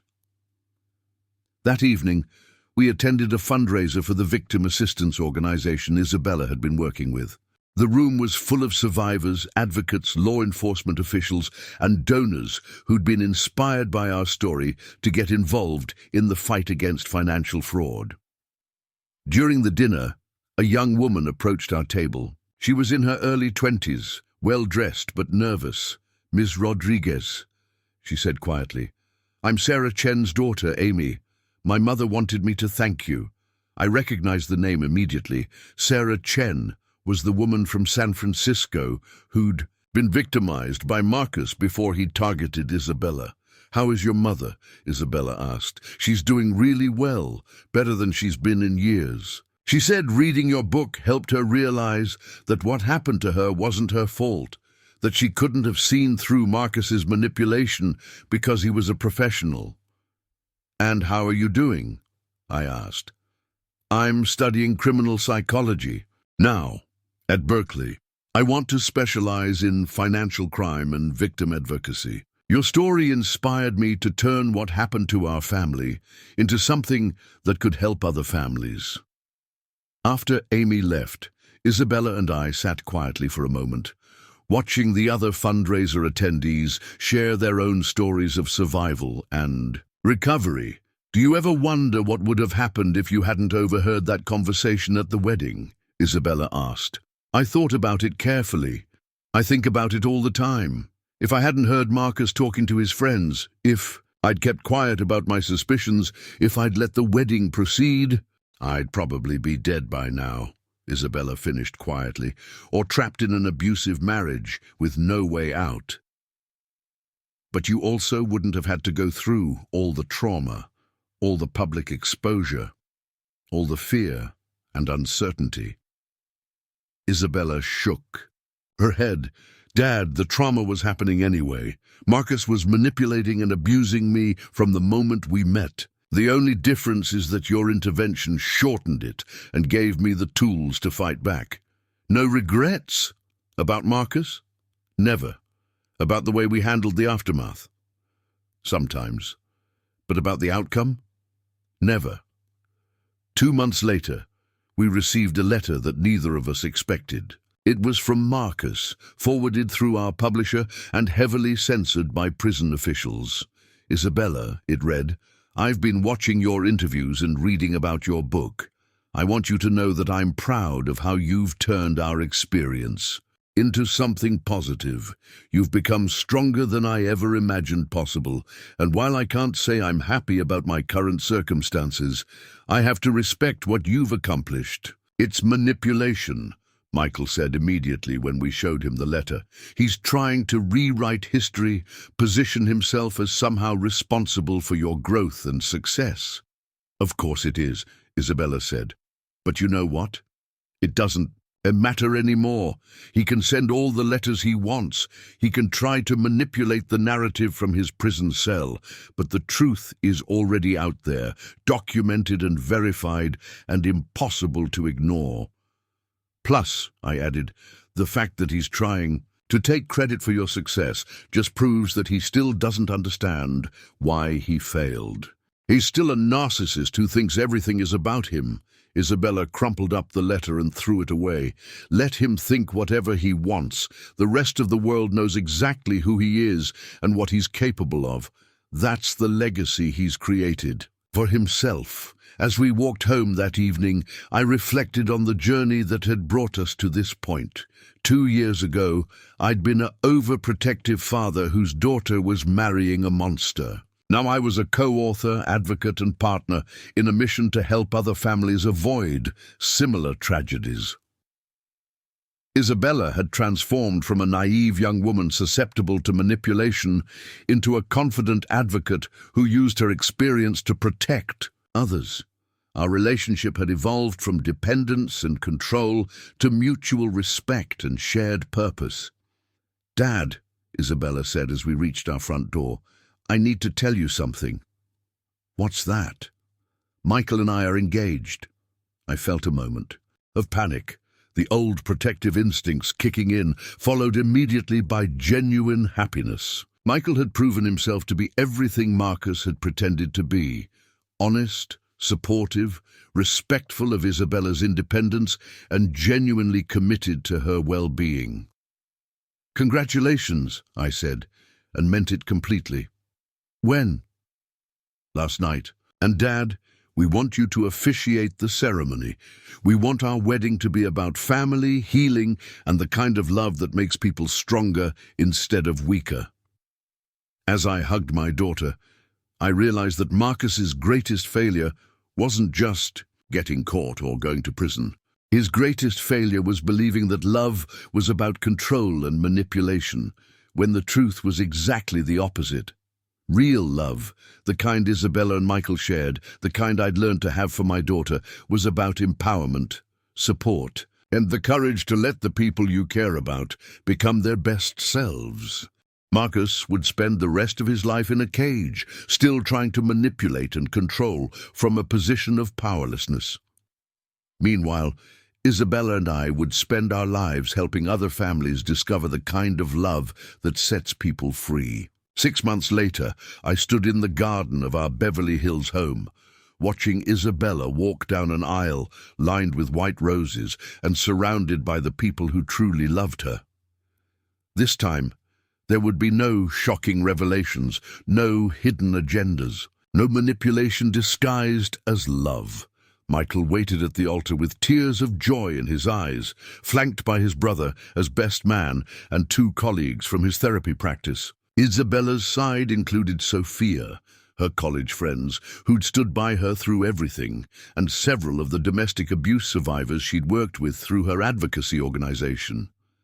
"Dearly beloved," I began, my voice carrying clearly across the garden, "we are gathered here today to celebrate a love that has been tested by adversity and proven genuine by time, honesty, and mutual respect." I'd spent weeks writing the ceremony, wanting to capture not just the love between Isabella and Michael, but also the journey our family had taken to reach this moment of peace and joy. "Isabella and Michael," I continued, "your relationship began in the aftermath of trauma, built on the foundation of shared commitment to healing and helping others. You've seen each other at your most vulnerable, supported each other through challenges, and chosen each other every day based on truth rather than illusion." In the audience, I could see Detective Martinez, who'd become a friend during the investigation, Dr. Chen, the therapist who'd helped Isabella and me rebuild our relationship, even Morrison, the private investigator who'd helped us uncover Marcus's true nature. All the people who'd helped us survive and ultimately triumph over Marcus's manipulation. "Michael," I said, "do you promise to continue supporting Isabella's independence while offering your partnership? Do you promise to be honest about your feelings, your fears, and your dreams? Do you promise to love her for who she is, not for who you think she could become?" "I do," Michael said firmly, his eyes never leaving Isabella's face. "Isabella, do you promise to trust Michael with your heart while maintaining your own sense of self? Do you promise to communicate openly about your needs and boundaries? Do you promise to love him for his authentic self, not for what he can provide or protect you from?" "I do," Isabella said, her voice strong and clear. As they exchanged rings, simple bands they'd chosen together, with no hidden meanings or ulterior motives, I felt a profound sense of closure. This wedding was everything the first one should have been, a genuine celebration of love between 2 people who truly knew and accepted each other. By the power vested in me by the state of California, and more importantly, by the love I have for both of you, I now pronounce you husband and wife. The kiss that followed was sweet, respectful, and genuine, nothing like the calculated performance Marcus had given at the first wedding.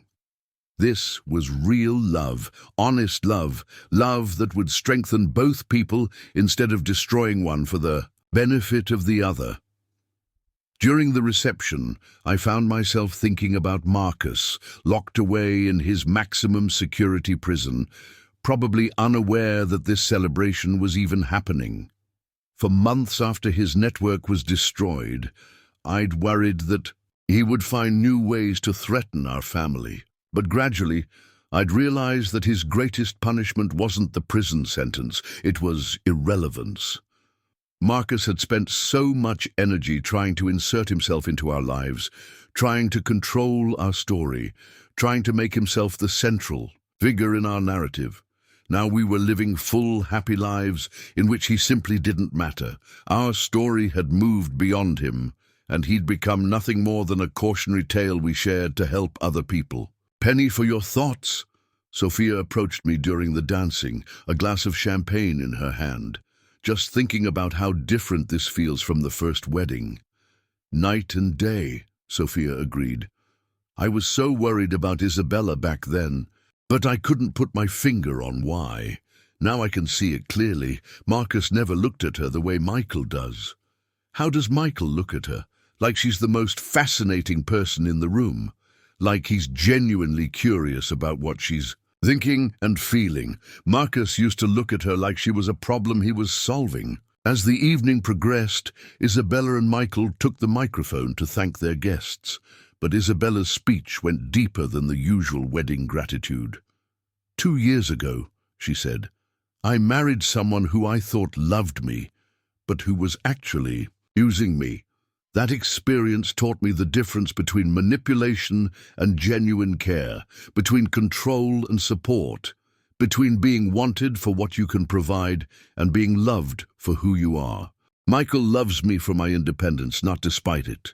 He supports my work even when it's difficult or triggering. He's never asked me to change who I am to make him more comfortable. And he's never, not once, showed any interest in my father's money or our family's business." Michael took the microphone.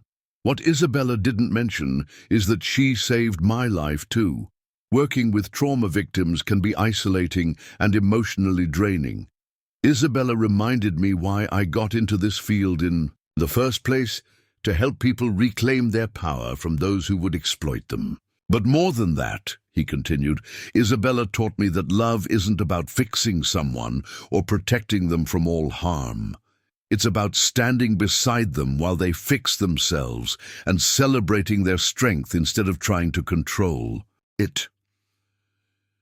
Later that evening, as the last guests were leaving and the caterers were cleaning up, Isabella found me sitting alone on the terrace where, 2 years earlier, I'd overheard the conversation that changed everything. "Thinking about Marcus?" she asked, settling into the chair beside me. "Actually, no.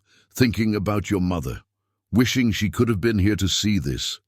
"She was here," Isabella said softly.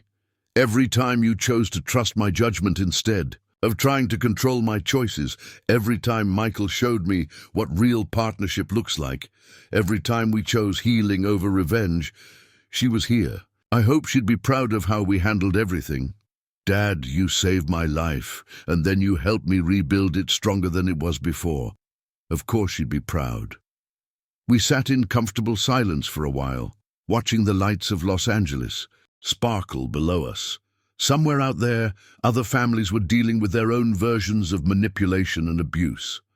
But somewhere else, people were reading our book, attending our seminars, learning to recognize the warning signs we'd missed. "Isabella," I said finally, "I need to ask you something. Are you happy, really, truly happy?" She considered the question seriously, which I appreciated. Isabella had learned not to give easy answers to complex questions. "I'm happy," she said, "but more than that, I'm free. Free from Marcus's manipulation, free from my own naivety, free from the fear that I can't trust my own judgment. And Dad, I'm free from feeling like I have to choose between loving you and living my own life. That's all I ever wanted for you. I know that now." It took me a while to understand the difference between control and protection, but I get it now. You were never trying to control me. You were trying to keep me safe, so I could be free to become who I was meant to be. And who are you meant to be? Isabella smiled, and in her expression I could see the confident, compassionate woman she'd become through surviving and transcending trauma. I'm meant to be someone who helps other people find their own freedom, someone who turns her worst experiences into tools for protecting others, someone who loves honestly and expects honesty in return.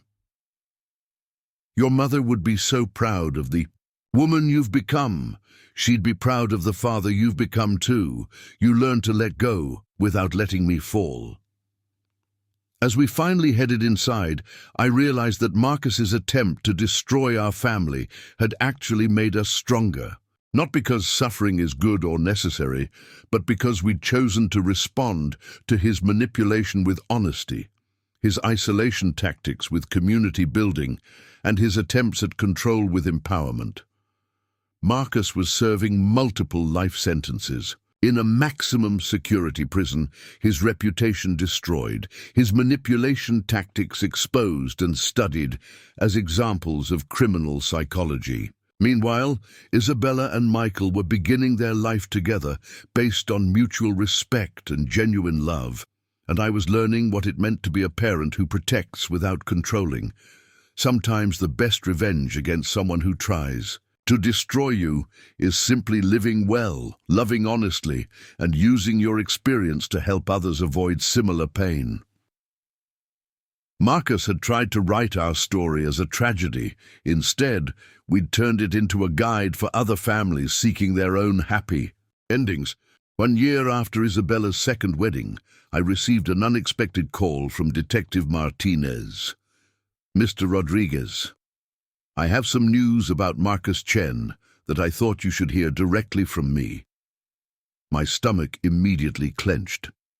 After 18 months of peace, the last thing I wanted was to hear that Marcus had found some new way to threaten my family. What kind of news? He's dead.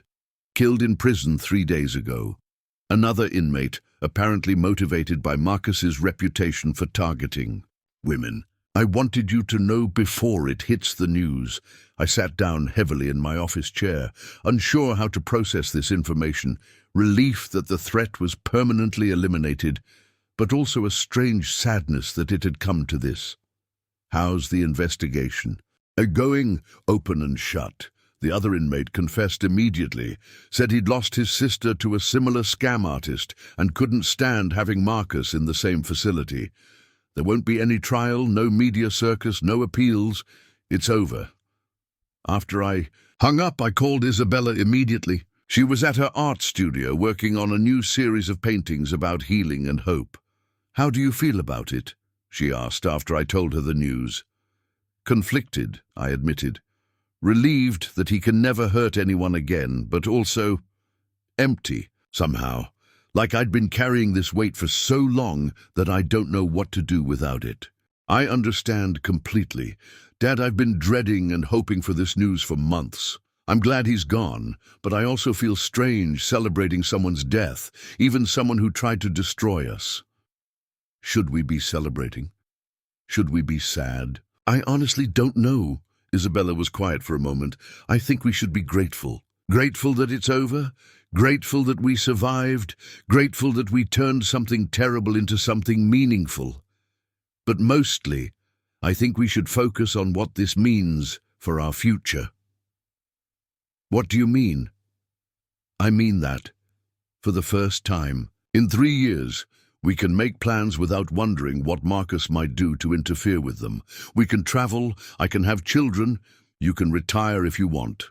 All without security concerns or threats hanging over us. That evening, Isabella, Michael, and I had dinner together to process the news and discuss what Marcus's death meant for our ongoing advocacy work and our family's future. In some ways, this validates everything we've been saying, Michael said, thoughtfully. Marcus was exactly as dangerous as we claimed. Even in maximum security prison, he was a threat to other people. The inmate who killed him probably saved other potential victims. What happens to our book sales, the speaking engagements, the documentary? Isabella asked. Nothing changes, I said firmly.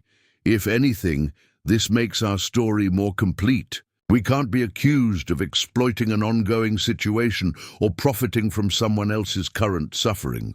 Marcus is gone, but the tactics he used are still being used by other predators every day.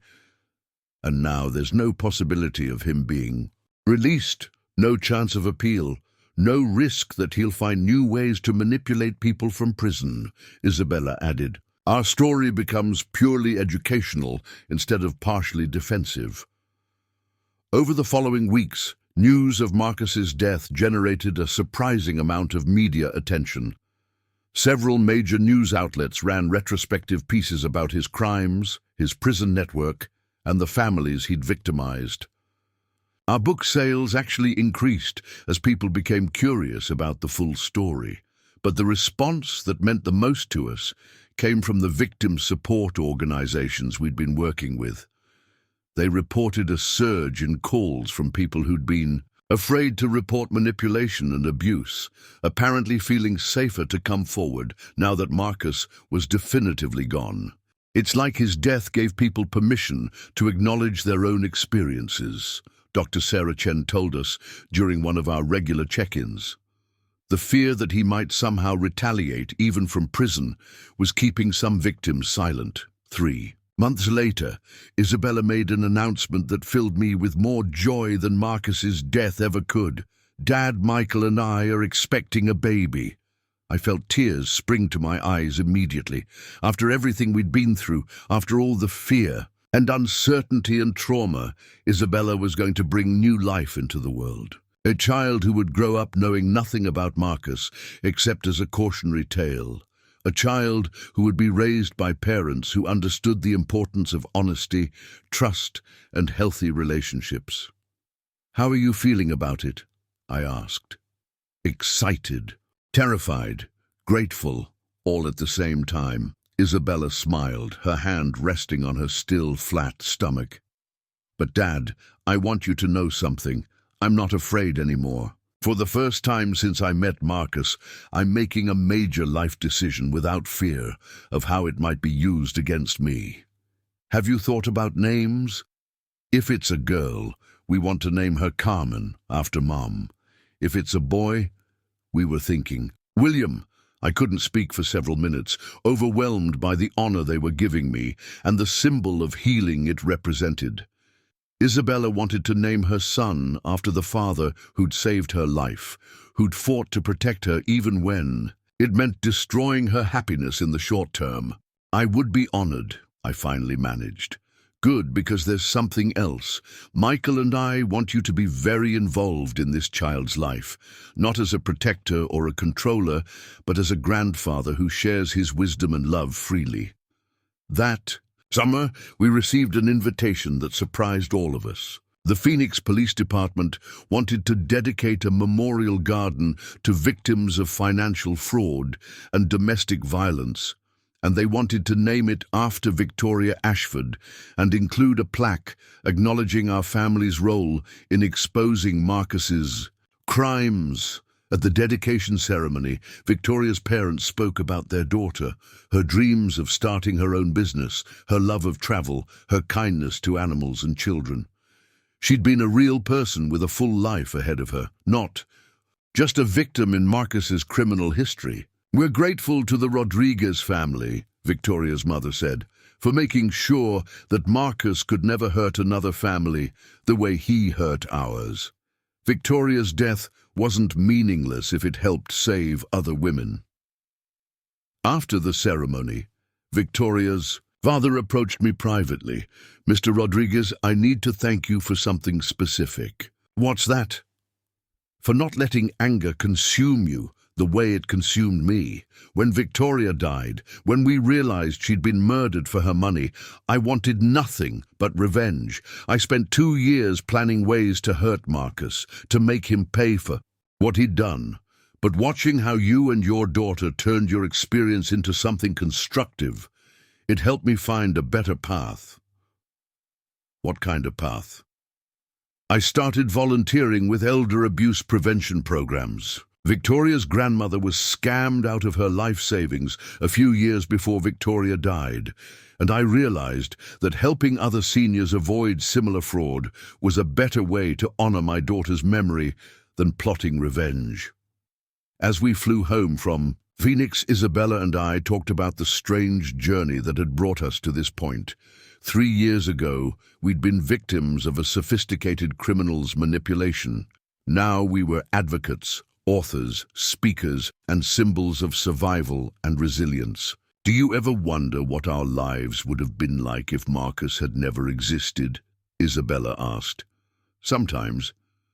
But then I think about all the people we've helped, all the families who avoided similar trauma because of our story, all the law enforcement officers who learned to recognize these patterns because of our case. Maybe our experience was terrible, but the aftermath has been meaningful. Plus, Isabella said, her hand on her growing belly, if none of this had happened, I might never have learned to recognize healthy love when I found it. I might never have appreciated what real partnership looks like. And I might never have learned the difference between protecting and controlling. This baby is going to have a grandfather who knows how to love without smothering, how to guide without manipulating. 6 months later, William Michael Rodriguez was born, a healthy, beautiful baby who entered the world surrounded by love, honesty, and the promise of a family that had learned to value truth above all else. As I held my grandson for the first time, looking into his innocent eyes, I realized that this was Marcus's ultimate defeat. He'd tried to destroy our family, to poison our relationships, to turn our love into fear and suspicion. Instead, he taught us what real love looked like by showing us its opposite. He'd made us stronger, more honest, more committed to each other and to protecting other families from similar predators. William would grow up knowing that his grandfather was a man who'd fought monsters and won. He'd learned that his parents were people who'd survived trauma and used their experience to help others. He'd understand that love meant honesty, protection meant empowerment, and family meant choosing each other every day. Marcus had tried to write our story as a tragedy. Instead, we'd turned it into a guide for building stronger families, recognizing manipulation and turning survival into service. As I watched Isabella and Michael coo over their newborn son, I realized that the best revenge against someone who tries to destroy you isn't hatred or retaliation. It's living well, loving honestly, and raising the next generation to be even stronger than you are.